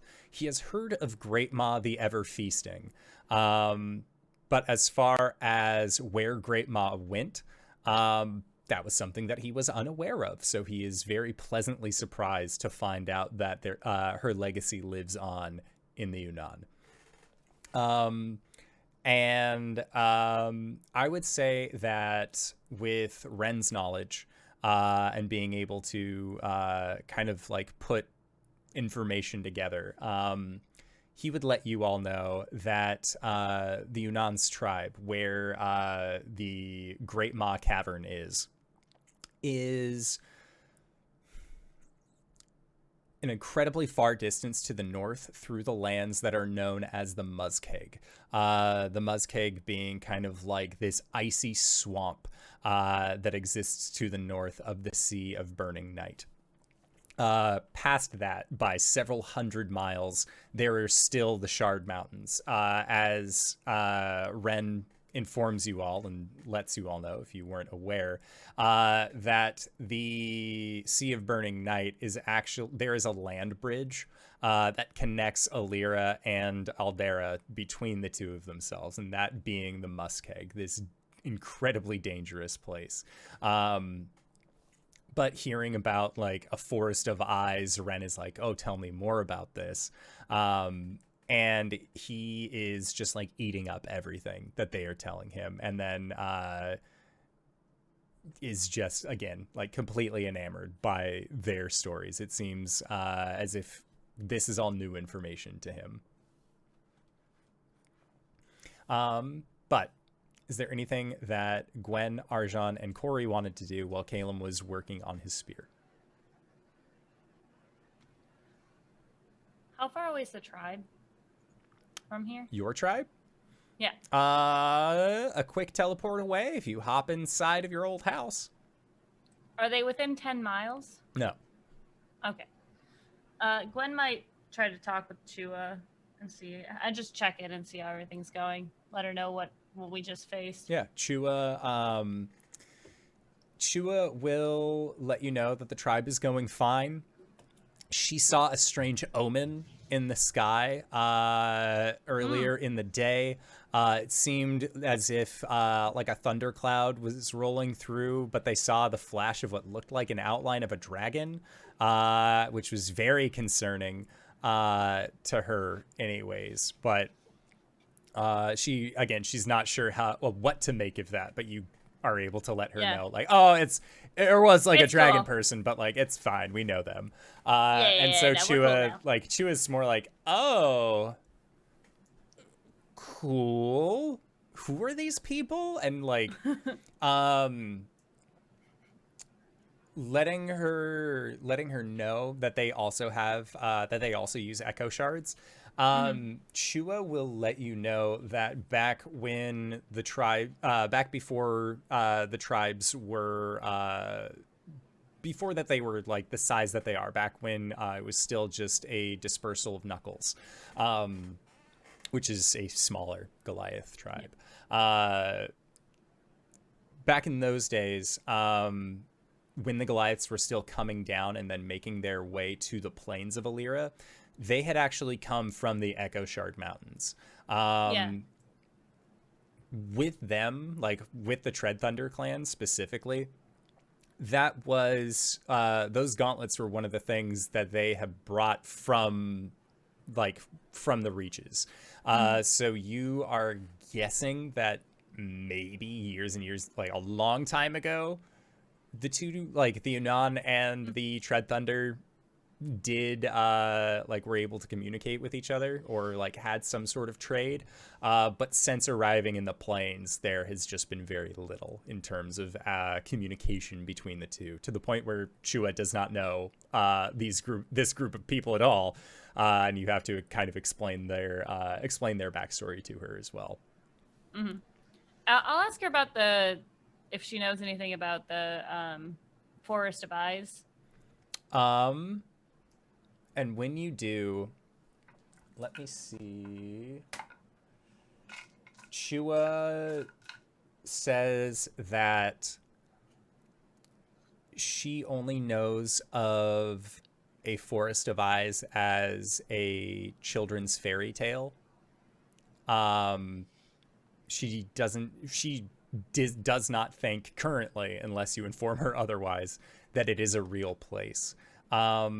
Effectively, the story is about some young Goliath children who got lost, and as they entered into this wood, the knots on the trees began to open and glow with like a pale green light in sets. It was never one at a time, but the trees almost had humanoid eyes that would follow them and watch these children.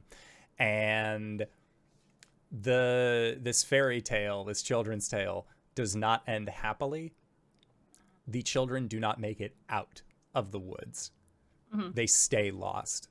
And in the story, they become one of the trees. They join this arbor of eyes. Wow. Well, I don't know what our plans are, because we still got to deal with the whole worm dude, but we're going to go up there at some point, and I'm going to see if I can open up trade with them again, and if we can head that far north, I think it'd be good for us to kind of get another trade route so we can get some stuff from them, especially with the Echo Shard stuff. Yeah, she will leave that up to you. She knows, based off of where you've told her, a trade route might be difficult. Specifically because that usually requires a land route. But if there is some way of traveling quickly between the two places, she doesn't see why there wouldn't be able to be one. Are there in this world any beasts large enough that fly that could carry a Goliath up there? Like if we had I'm thinking like griffins from World of Warcraft. Make a nature check. Okay. I'm good at these guys. Well, 15. A 15. -1. So you know at the Rookery of Bones that some of the ravens that exist up there are massive in size. They are, as you as a player would know, they would share a stat block with a rock, ROC. Oh, shit. Yes. So if you were looking for flying mounts, that is a great place to look. Noted. I might have an idea, Chua. Don't worry. And Chua just affirms that she hopes you have a good idea. You are the chieftain. Thanks for your vote of confidence in me. Always. How's my little nephew? Your niece is doing My very niece? well. I don't have my notes. I'm sorry. No, like, again, she lets you know everything's going fine. It hasn't been more than a couple weeks that you've been gone. So really, there's not a whole lot to report that you haven't already seen. Cool. I think that's everything. But she'll want to go talk to Caelum about the Rookery of Bones. We haven't been there, right? You have not. You have been actively avoiding going to that place for a while now. Uh-huh. Both in-game and out of game. Okay. Yeah, she'll wish them luck, and she'll let Chua know that she'll be probably sending Philip back there soonish. She asks But she'll keep why. him- What? You don't like him? It's not that I don't like him. I'm just curious what he would do here. Help out with the children? We have midwives. Right, but Raise like, them? I mean, Does he kinda- do like puppetry or something? That would be fun for them. I mean, no, but he might be a good, like, for when they get a little bit older, he'd probably be helpful with the whole, like, training of fighting thing. Just, like, Are you saying to have that our Goliaths are wait, less trained than Philip? wait. What I'm saying is to have someone more their size to help with the fighting. Anyways, he's probably going to be sticking around for a while, so I just want him to... I understand that he is your choice. However, I am just asking if you are leaving him here with us, is there a reason? Like, so that way, as he arrives, we can say, oh, we have this space set up. These are all the weapons that you're going to be teaching children how to fight with. Or is it going to be a situation where, like, we just sort of bring him food and let him wander around and hopefully nobody squishes him? All right, you know what? That's a good point. I do want him to learn more about the tribe and about my people. He's like yay high on an auroch, like about like half the leg. He would get crushed so easily. I know, but I want him to learn, okay? Plus, I want him to be safe, and I know he'll be safe there. That is true. Mm-hmm. Are you questioning your chieftain? No. She can't get the sentence out. However, you have put us on a council to make sure that the ideas that you are coming up with are good ones. Okay, fair. Don't use my words against me. I would never dream of it, chieftain. That's not fair. Okay, all right. I mean, I'll think of something. I'll think of something for him to do. Or I could just leave him out in the... I don't know. I'll figure something out. Whatever you decide, we support you. Thank you, Chua. I appreciate you. Likewise.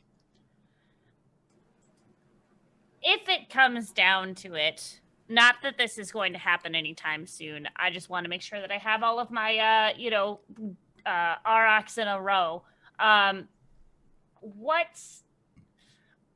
Would our people be willing to go to the Rookery and fight? Why would to take it back? What do you mean take it back? Our people are already there.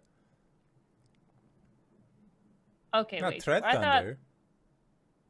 I thought the white dude, the white dragon dude was there. No, you have not heard head or tail of him for a while. Oh. So we could just go there. Yes. What's stopping us from going there? The Raven Queen. The plot. Because everyone in the Rookery of Bones worships the Raven Queen. Yeah, but like People I of the can go Cori there and it'd be vision. fun. Yep. Okay. Sure could. Yeah, we can all go. That. Do you think that we have enough goodwill with the people at the Rookery or with the tribe at the Rookery to trade with them for some big old birdies? The Keepers? Yeah. I'm sure. I mean, the previous chieftain lives there. Yeah. Oh, now I want to go there more. I miss him. All right. Okay. Good talk. Looking good. Thank you. She sort of like straightens herself, like, oh, wow. Not often people compliment me on my looks. This is awesome. That's it. Okay. Gwen will go back to the group and just be like, why haven't we gone to the rookery yet, guys? LB knowing now.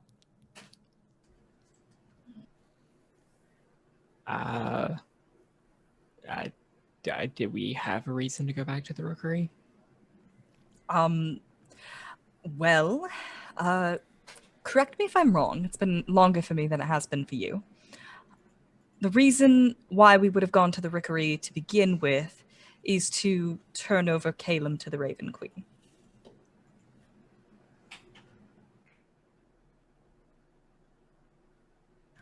Right. Okay. Well, yeah. That's obviously out of the question. I want to go talk to the tribe there to like do a tradesies with them so that we can get some like big flying beasts. Because that would be fun. Also, it would help with the trade route. So maybe that's like a back burner thing when it's just me and Arjhan again. No offense. Probably. I think that the Raven Queen isn't the biggest fan of me. Probably not. Yeah, she probably doesn't like me very much. Yeah, weren't you supposed to give Caelum to her? Yes. In exchange for my seasons. But you have him back. Not all of them. Which one are you missing? I'm missing Winter. I had a vision in the Feywild of Oliviette falling to her death, and it was in the same place that I had died, and my winter season was there. I used my winter season to bring Oliviette back to life. Now, there's some strange time shenanigans going on there, or Feywild trickery, I'm not entirely sure, because this was an older Oliviette. Right. Are you sure that you don't have your winter season for sure? I'm fairly certain, yes. I mean, if it was Feywild bullshit, then maybe it was like, oh, it was there all along. The real Winter was the friends we killed along the way. Somebody clip that. Somebody clip that.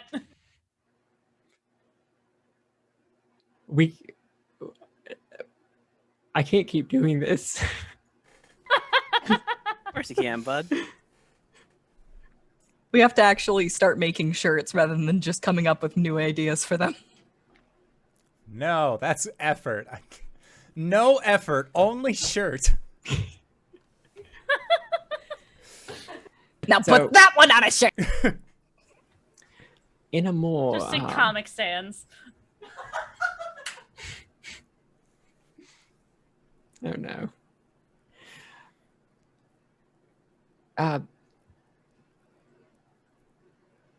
Would we... why do we need flying beasts?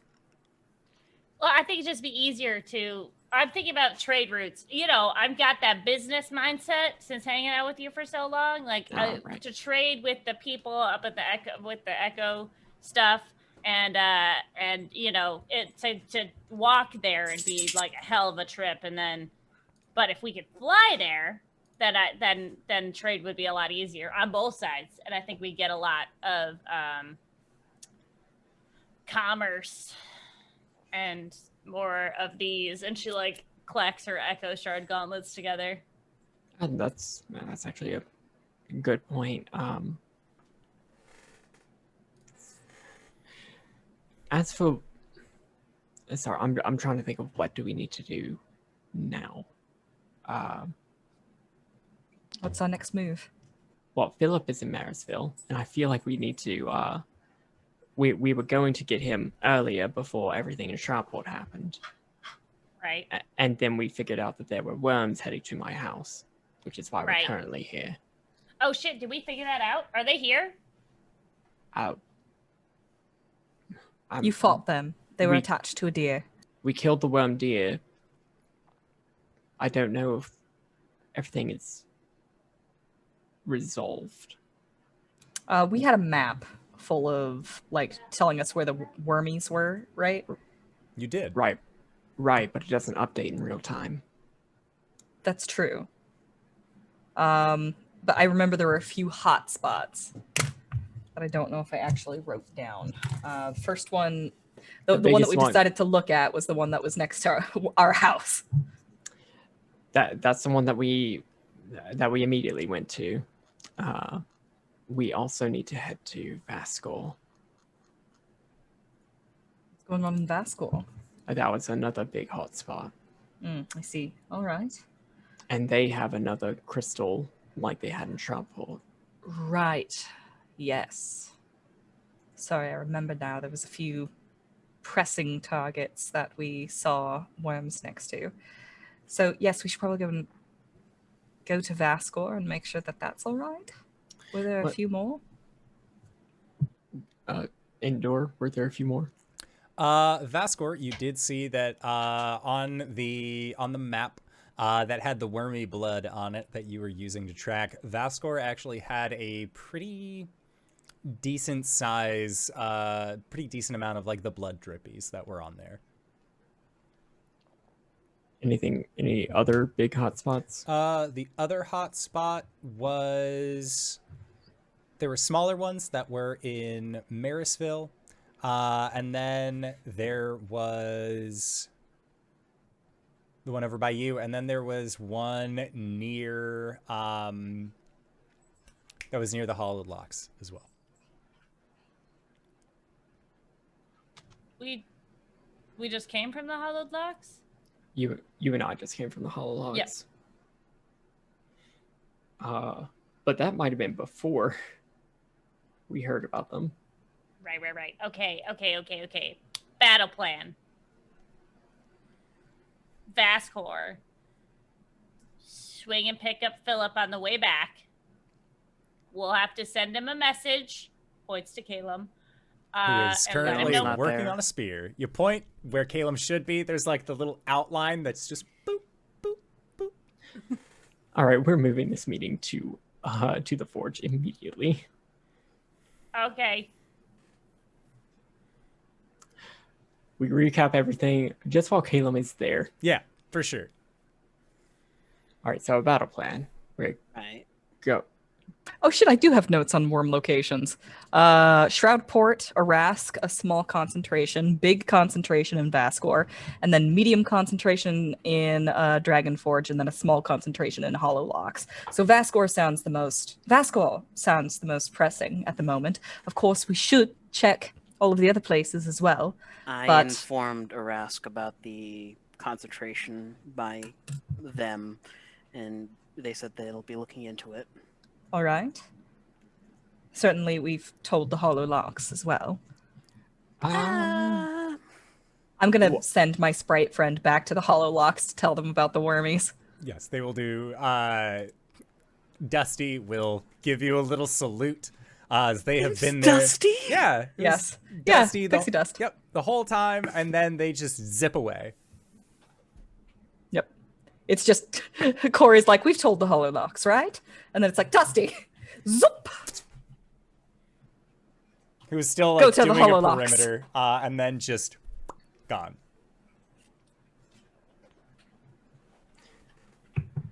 What's the quickest way to get to Ascor? Quickest way to get to Cellular and then- Vascor. Quickest way that you know of to get to Vascor would be to hop in the house and then try and teleport as close as you possibly can to it. Otherwise, Caelum, if you guys went back to Shroudport, used the Mythal, you could scry a location over in Vascor, and then Caelum could do his demi-plane and then plane shift shenanigans and use some pretty high-level spells to get over there. But it would make your trip relatively quick. Versus if you housed near it, I think that your nearest spot would be the tribe, and then you'd be looking at about at least anywhere between 5 to 7 days travel to actually get to Vascor from where the tribe is. Well, the question is, how ready do we need me to be for fighting once we get there? Because we could just quickly jaunt over there with plane shift and the other thing, brain fart. Sorry, I've been working on this all night.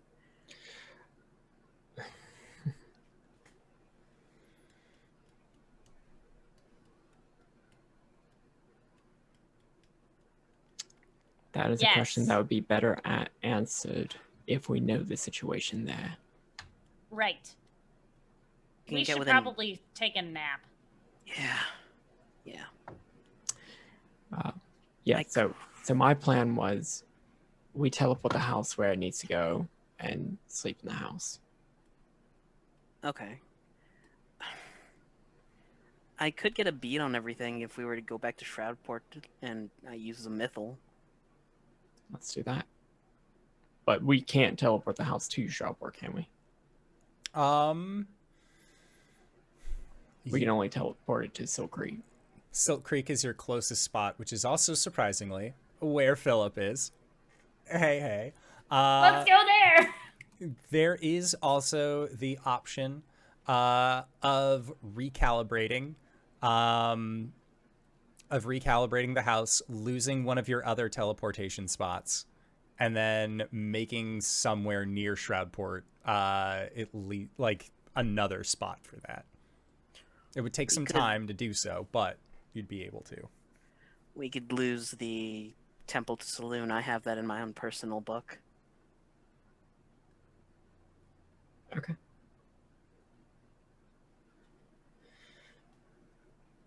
I will get to calibrating in the morning. So do we want to do we want to Banff Gideon over to Shroudport or Silk Creek? Yes. Should do that.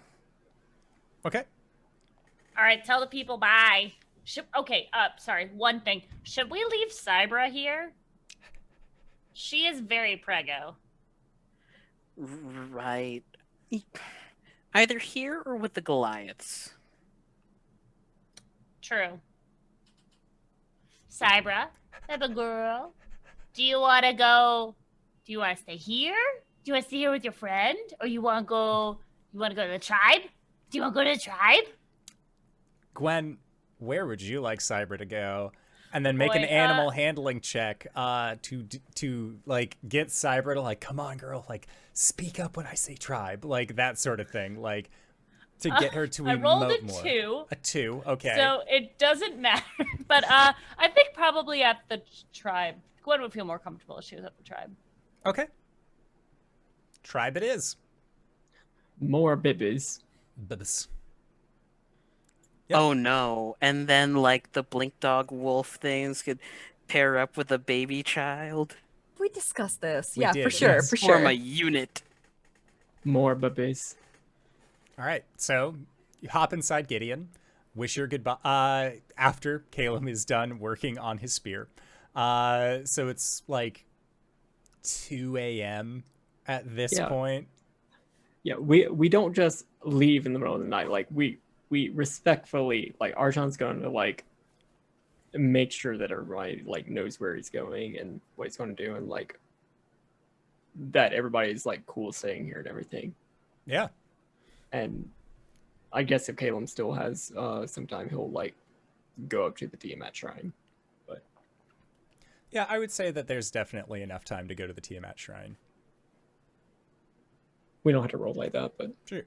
You're just spending some time there. It's nice. After the events of today, you've been to the shrine before. You were there earlier in the same day. It feels complete now. Like it just feels like a home versus a house kind of thing. Like there's no difference on what is hanging on the walls. There is no difference on the things that are there. But being here feels correct. Not that it didn't before, but it just feels, again, like this is your space, not just a space you are occupying. Sweet. And yeah, so then Caelum is able to finish said spear in a late night of work with Kendek. Kendek is very tired now afterward, but he will gladly see you off.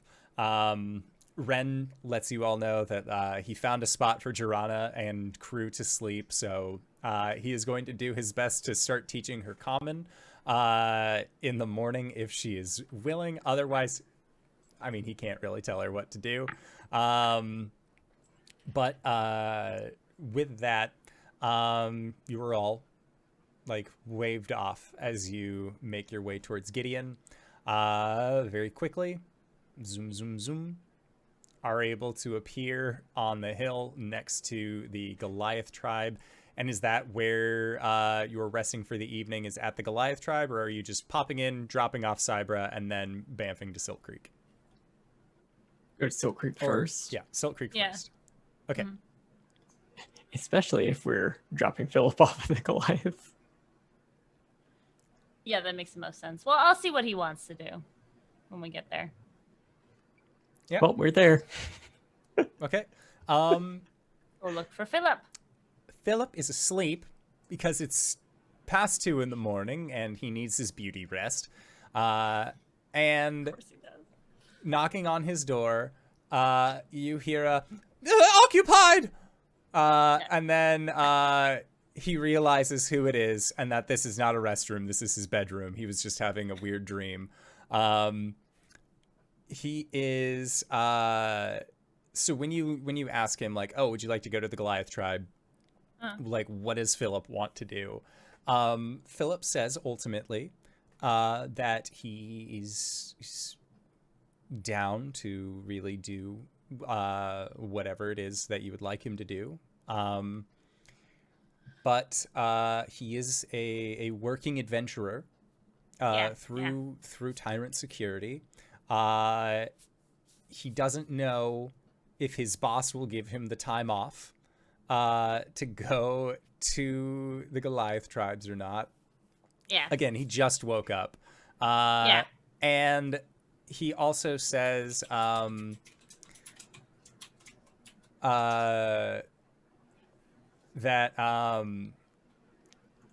again, he's more than happy to go to the tribe. He doesn't know what he would do there.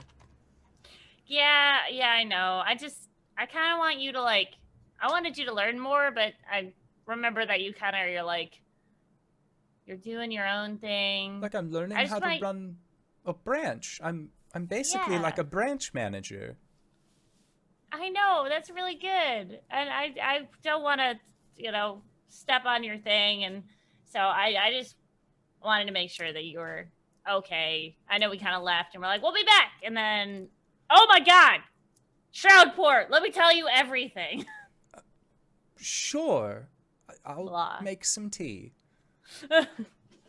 Gwen will do a Gwen story and tell him everything. Everything. And then Everything.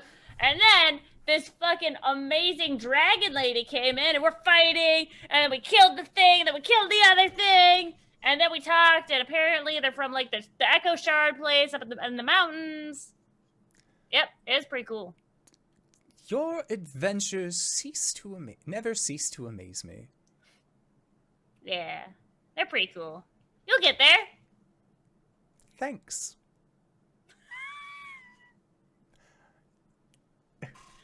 So, so Shroudport's good to go. Good to go back if you want to go back there. Magic's cool again.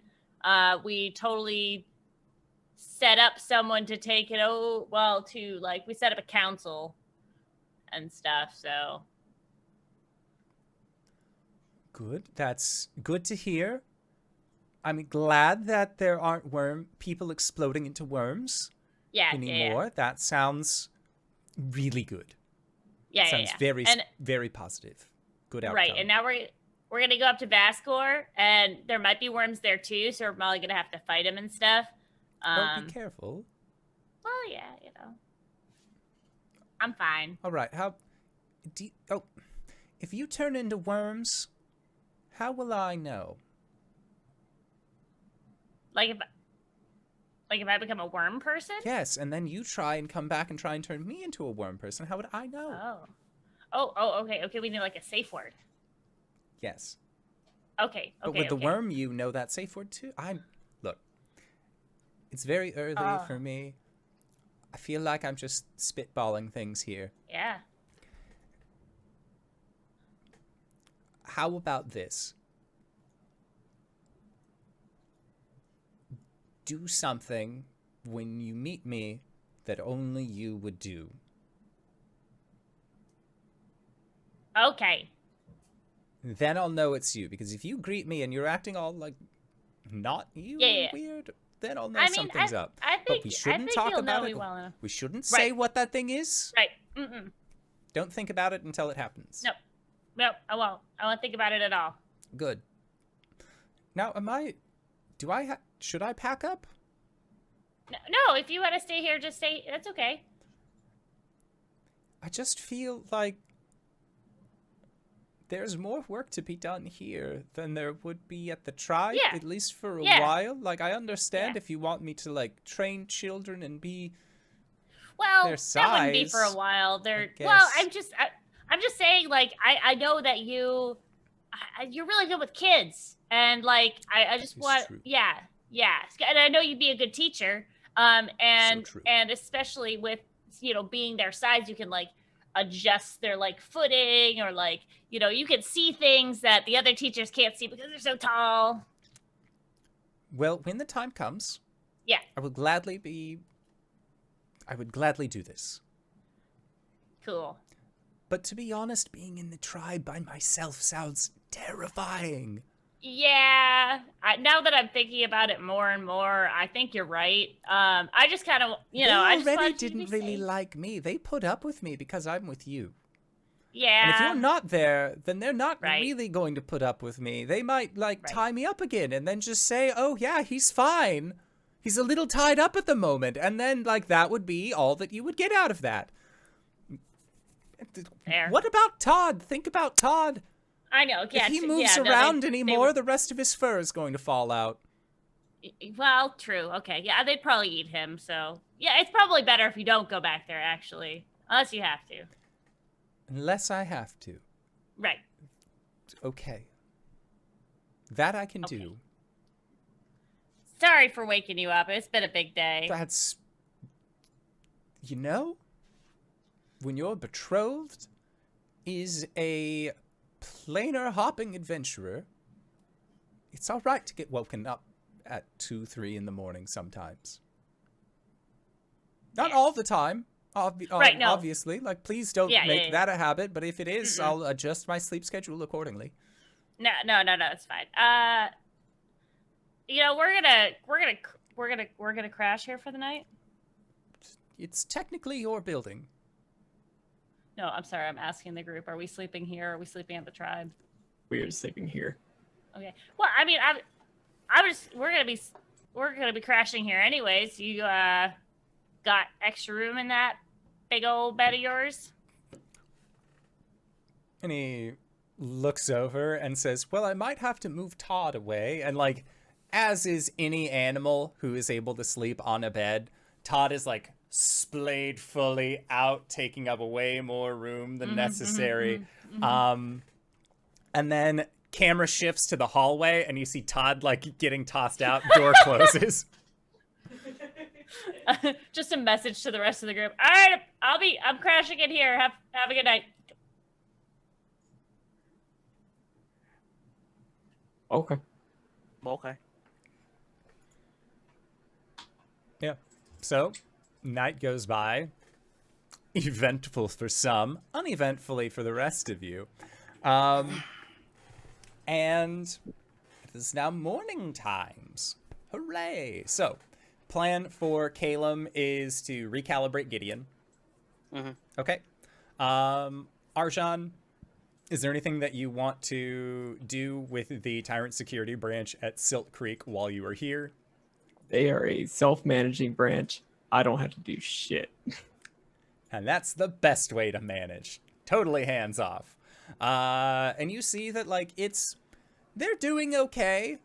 They have said that they are, like, giving their major domo all of the paperwork and handing in all the quests that they can. Can you all hear me? Oh, there it goes.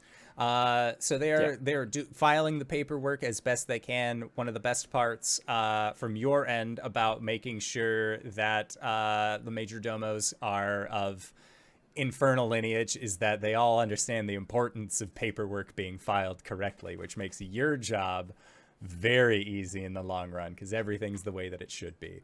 And you can see, like, they've taken on a few jobs. There have been, like, clearing out rats, helping out with some hunts, doing some basic construction work. Like, it seems like they're just sort of taking on odd jobs at this point. There has not been a call for a major adventure for this group, but who knows? Maybe someday there will be. And then Cori, is there anything that you wanted to do this morning? I don't think I have anything specific in Okay. mind. If it's early enough in the morning before we leave, Caelum will ask Cori to practice with him. She do. Practice what? He holds out his spear. Ah. Yes, of course. What else could it be? They are going to go and spar. Okay, are you going to spar in front of your tyrant security hirees and let them know what lies in store with a healthy life of adventuring? Sure. You become a lich, you lose an arm, and fight your friends. Fight your friends. Fight your friends. But it's totally cool. Yeah. Partway through, while they're fighting, Caelum's using the spear for reach, and if he gets close enough to Cori, he twists the handle, and there is a red glow that overtakes the entire polearm.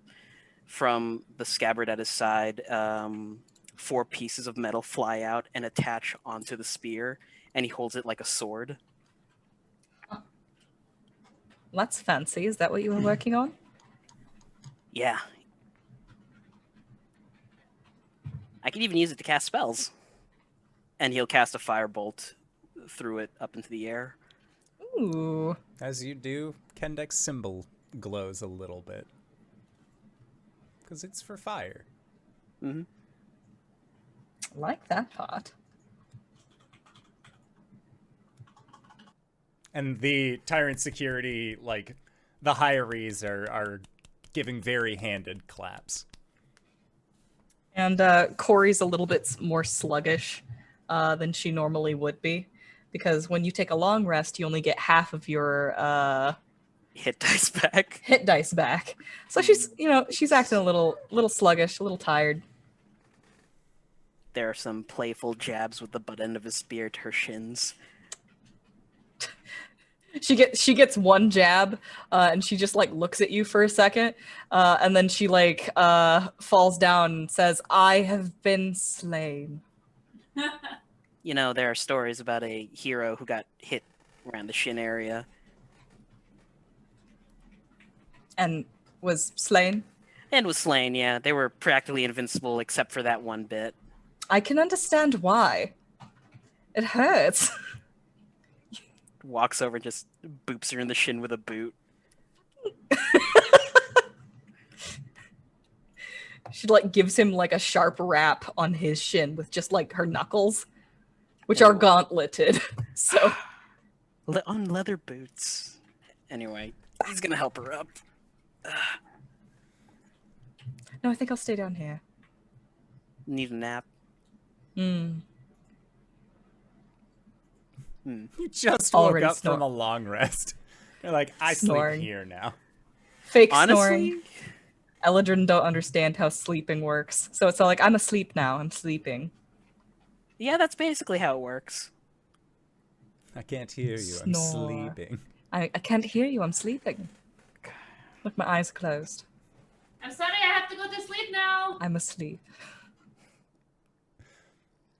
And as your training session comes to a close, that is when Gwen makes her way back out from the Tyrant Security branch that she had just spent the night in with Philip. And the four of you are able to reconvene, heading back into Gideon. What spot? You said that it was the Temple to Saloon that you were giving up the house The transport slot to. to. Okay. Yeah. And instead, you are directing the house to travel to Shroudport. Excellent choice. Do we need to? I think we need to drop Cyber off. Yes. Yeah, the tribe. Yeah, so we'll go to the tribe first. Okay. So with a flourish of leaves, the house is gone and reappears near the tribe in the middle of the day. You end up opening up the door. I'm guessing that you're probably going to like go into the tribe, let Shua know like, hey, we're going to be doing these things. Please watch over Cybra for a little bit. You're not like opening the door. Okay, Cybra, go. And then you just disappear again. So you're leaving her in good hands. Torizo will actually say that he will take good care of your wolf as well. Thanks. Will you just let Chua let me know when the babies come, okay? If I'm not here. And he says that he will do this thing for you. Ah, thanks, buddy. What are big That's my brothers little for? niece. She's healthy. She's very Holding loud. the sword yet? And he says no. She doesn't have the hands for it just yet. But you know, like if daggers weren't so pointy, she could probably hold one of those. But you can see he looks tired. He is a new parent. And you know, he also still is doing his best to maintain his duties, but he's doing his best because it is for the tribe. Yeah. She'll probably walk her. We have how long does it take for it to reset? Is it 10 minutes or something like that? Yeah, it's about 10 minutes. Okay. Well, she'll walk around for a little bit, maybe give like an hour or so, and kiss her niece and their brother and see Chua and walk around town and and then probably head out. Okay. So yeah, heading back, you are all able to teleport your spot over to Shroudport. I am guessing that you place yourself on the hill, Caelum, where you and Gwen had initially sat after that very first foray with Farron. And appearing there, you see like people are still, it's only been like a couple days since the last time you were here. Or no, it's been more than a couple days. Yeah, things are looking relatively good here in Shroudport. You know, people are still cleaning up a lot of the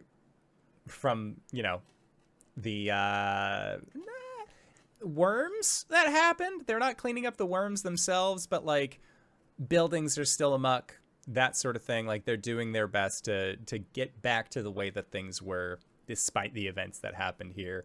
And honestly, like trade seems to be doing pretty well. Ships have not yet started to arrive in the dock to the full extent that they were before Ravenholt took over as the Lord Keeper. But, you know, thankfully, things are hopefully going to be going back to the way they were. Seeing your group, they let you into the Keeper's hold. That is no issue, and you are able to get to the Mythal. And then I believe, as long as you are on the same plane, you remain attuned to this thing. So unless you have changed your attunement, you can use it just like you normally would. Although there is also the things that Arjhan wanted you to take a look at that you said that you would in the morning. So Arjhan has like a box of goodies from stuff that you guys had taken throughout your stay at the Dragonhold. So, Caelum, with your magics, you are able to recognize the following items. 1, an instant fortress. 2, It is effectively a ring of genie summoning, but replace a genie with an Ifriti. And make it a large, like, necklace rather than a ring. You also get Boots of Elven Kind. Huh. And on top of that, there are holy symbols of Grumpsh and a holy symbol of Lolth that you managed to get from the Deep Seldari. And collectively, this is up for you all to do with, as this would have been made available to you while you were still at the Dragonforge. There was quite a significant sum of money amongst all of these people as well. There was 600 copper pieces, 5,000 silver pieces, 7,000 gold pieces, and 800 platinum. Fuck. And 800 platinum? 800 platinum, that is correct. Oh man, you're gonna make me do fucking... Okay. Well, so these boots will make you more stealthier. This necklace lets you summon an Ifriti. This bad boy turns into a fortress. It's just a cube. Like for wait, ants? Caelum will turn, bop, toss. And within 6 seconds, there is a 3-story tower just resting there, where there was only a cube before. so I take it that that does not require attunement. Nope. And Caelum walk over and bop. You guys want to see Magic's something? Fucking tight.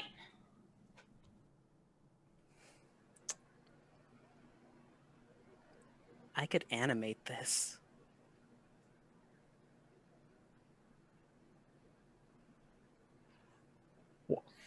Please don't.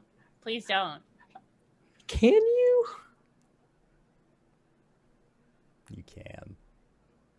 It's Yeah, the- very silly.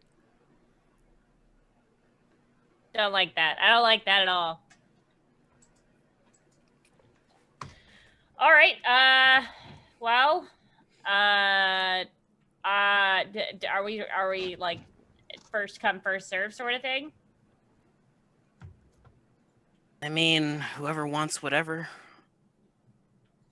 Does the summoning of the Ifriti require attunement? Which of these require attunement? I don't think the boots of Elvenkind. The boots do not. You just have to be wearing boots. And then the... Checking for it right now. I don't believe that... The ring requires attunement. So the Ifriti chain would require... Or not the Ifriti chain, because that's a different item, but the necklace of Ifriti summoning would require one. Instant Fortress. Instant Fortress. Ba, ba, ba, ba. Super fresh. Does not require attunement. So the only one that does is the Ifriti. Okay. I could take the boots, but I already have plus 15 to stealth. My clothing is very loud. You can I have take the boots. disadvantage on stealth. Wait, if you take the boots, then you just do normal. I still only have a +1. But if you take the boots, you just do normal. Yeah, and mathematically, advantage is a +4. So Okay, Plus I have 5. a question. +5. When was the last time that we stealthed anything? Arjhan has stealthed.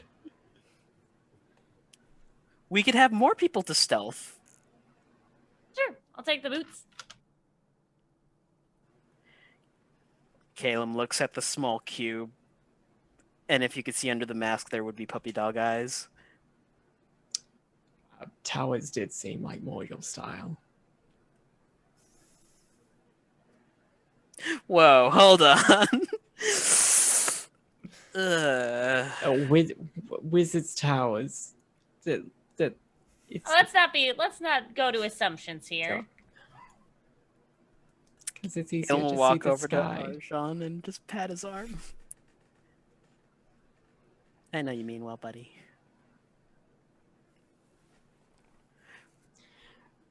Who's taking the Afridi? I would elect Cori since she's the only one who can speak Ignan. Okay. Let's see. Do you have the attunement slot? Ah, good question. Let me check. I do not. Well, if I drop my Ring of Mind Shielding, I could. It's like a Freedy summon, right? Yeah. You summon an Afridi. Huh. And then that Afridi acts as if it is under a command spell.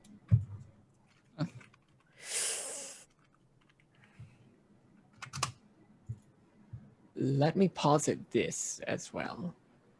Do any of us actually require an Afridi? Can No. we deal with this Freety? Possibly free it? That's what I'm thinking. One of us attains to the ring, summons it, and offers to give the ring to it. Is it a specific Afridi, though? Or does it just grab some random Afridi off the plane of fire? Well, we can certainly see if we attune to it. Caelum, Yeah, you and- would know that based off of your magicking of the item earlier, it is tied to a specific Afridi. Oh. The Okay, one it is that you tied to a guys specific- beat the shit out of, not 24 hours ago. Yeah. Yeah, we could probably just give it back. That's fine. Or we could give it to a friend, someone who needs protection.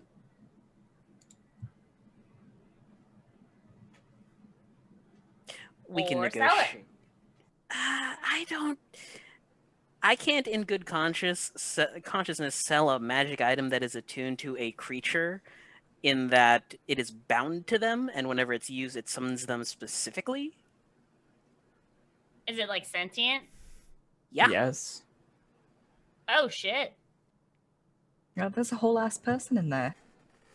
So yeah, let's quickly do the whole freeing thing. Yeah, let's end this servitude right now. I could send him back too. So Okay. one of us is gonna do it. Okay, you I'll got to do take an it. hour to attune to it. And Enough time to say goodbye to Cybra. yeah. Cori will do it. She can speak Ignan. Do we? She'll Cori will take the hour to attune to it and also to transform into summer form. Okay. Do we want to phrase this as a sort of trade or bargain, or just Bye. here you go, bye? Arjhan, you know the Fae in me can't resist having a favor. Feels kind of icky. It does. We have like 30 seconds whenever we summon it to get a good read on it. Maybe it's I'll have you know, any deals posited while it's summoned, it is influenced by the command spell. So it'd probably be put into a hard place to negotiate. Mm-hmm. All right. it just says it obeys any commands you give it. I see. Well, fuck it. Let's wing it. Okay. Cori will summon the Afridi. Okay, and when the Afriti appears, like a good neighbor, they are there. And they look at your group as the ones who have summoned it, and you just see like its eyes like get a little bigger, and it just sort of stands there. And if you wave at it, it like gets a kind of concerned, confused look on its face, and just waves back and like looks around like normally I'm only summoned to kill people. Oh, what were the conditions? What bound you to this ring exactly? And Cori says in Ignan, sounding like a bunch of hissing and popping. yeah, and the Afridi will let you know that it lost a bet many years ago to a drow sorcerer.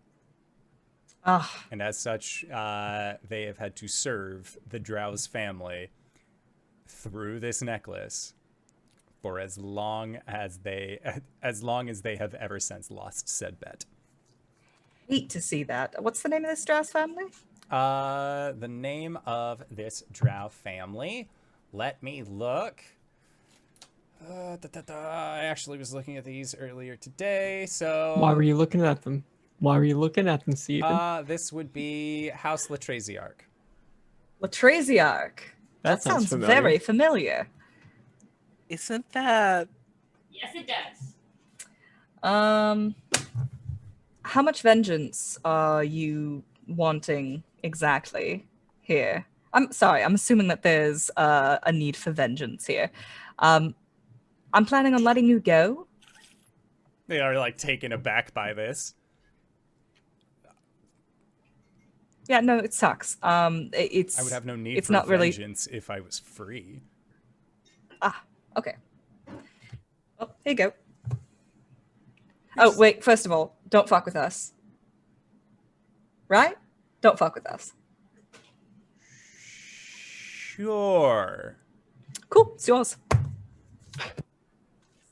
Does he need a lift back? Mr. Free, like, looks at the chain. Every time that we are handed a legendary magic item, we give it away immediately. Looks back. All right, listen, though. The implications of this, though... Yeah, it's horrible. Hate It's it. horrible. The dragon and Connor's like, What do I owe this? Why? Nothing. We just don't agree with someone being bound to a ring. Wait, how long do Afriti live? As long as we don't die. Exactly. That sucks. So you're free. What are your names? I will not forget this. With the 4 keeps. You can call me Cori. That's Caelum, Arjhan, Gwen. Hissing, popping, and then like the names Caelum, Arjhan, and Gwen. They just like look at this chain and then look back towards you. And they raise up a hand and you just watch as this chain just incinerates. It just destroys the magic item in front of it. And then it looks at the 4 of you again and says, I am in your debt. And a debt is the same as a chain. So I offer you this once, and only once. Is there something you wish for? Oh, fuck. Is this where the episode ends? Is this where the episode ends? Can you end the episode there, please? Yes. I believe that is a good spot for us to end the episode. So I would like to say thank you to everybody who decided to stop by and join us for this wonderful session of Dungeons and Dragons. It turns out that being good people can reward you way better than just having a weird Afriti slave to the end of your days. What a great time this has been. I always enjoy whenever I can have these folks on the channel, though. I would pass the torch off to RJ, but he is gone. So, hey, RJ, from LB's. Hey everybody, I'm RJ. You can catch me at RJustice282 on Twitter and Twitch, where I tweet about the nerdy things in my life. You can catch me here as Caelum, the Shatterkai Wizard. Thursdays, it's Elegant Magics Week, so you can see me over at G Game Night, GGK. I'm a magic man. I'm with Connor on Wednesdays on Open for Adventure. I'm also a magic man, but angry. Hot fire. I'm a magic man.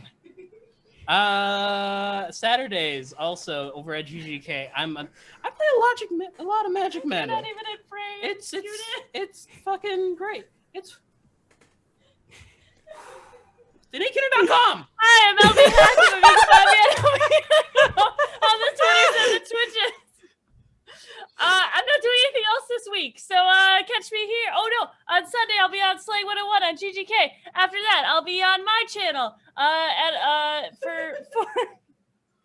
for the playthings of the gods, where they just realized they're actually going to be the playthings of the gods. It's going to be fun. Someone just had blood coming out of their eyes and got spoken through.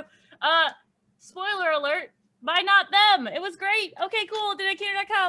That just sounds like Arjhan in like the first arc. Oh no. Hi, I'm Cyber. You can find me. You can find all the things I do at cyberwolf1.live. I stream. I'm also an editor for Jabroni TV. We got stuff going up on our YouTube right now. It's Pokemon. You want to see some Pokemon? We do some Pokemon. That's going up every Saturday. I'm with RJ on Open for Adventure on Wednesday. We just fought a Medusa, and now we have to go find half of our friend's soul, because that's a thing.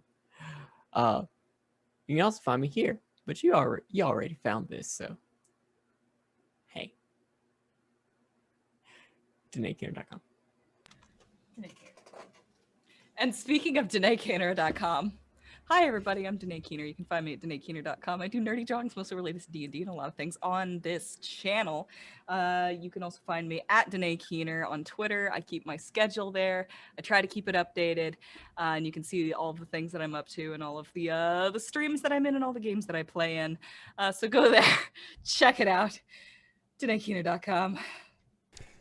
And if you've made it this far, you probably already know who I am. But if you don't, hey Acorns, what's up? It's me, your buddy, your pal, your friend, the Indoor Adventurer, the showrunner here at twitch.tv/Indoor Adventures. We do shows like this on Monday and Thursday at 5:30 p.m. Pacific Standard Time, as well as on Sundays at 7 o'clock p.m. Pacific Standard Time. If this is your first time joining us, you can go to youtube.com/Indoor Adventures to check up on all of the VODs of each of the games that we have played up until this point, including full playthroughs of Curse of Strahd, Tomb of Annihilation, Ghost of Saltmarsh, Tyrant Security, and much more. We upload 3 times a week to YouTube, as well as anywhere audio casts are made available for free. So, hey, guess what? You can find us there as all those places. But speaking of things that are being made available for free, you can go to patreon.com/Indoor Adventures to check up on our after show called Nights in the Courtyard, where we answer questions not only from the community, but also from each other. So, if you have any questions that you would like to ask myself or any of these other fine folk, feel free to join us at that Patreon. I will post the link in the Twitch chat to the side right over. Yeah, so if you feel like supporting us, hey, that'd be really cool. Otherwise, financial things got hard in 2020 for a lot of folks, so I completely understand that. That's why our podcast is free. Go and check that out. We are going to be heading off, though, so I would like to say thank you to everybody who decided to stop by and join us for tonight's session. Thank you to these wonderful players for putting up with my bullshit once again this week. And because the one player who is communicating with the Ifrit about the wish is going to be gone next week, hey, guess what, champs? We'll see you in 2 weeks. All right, everybody. Bye-bye!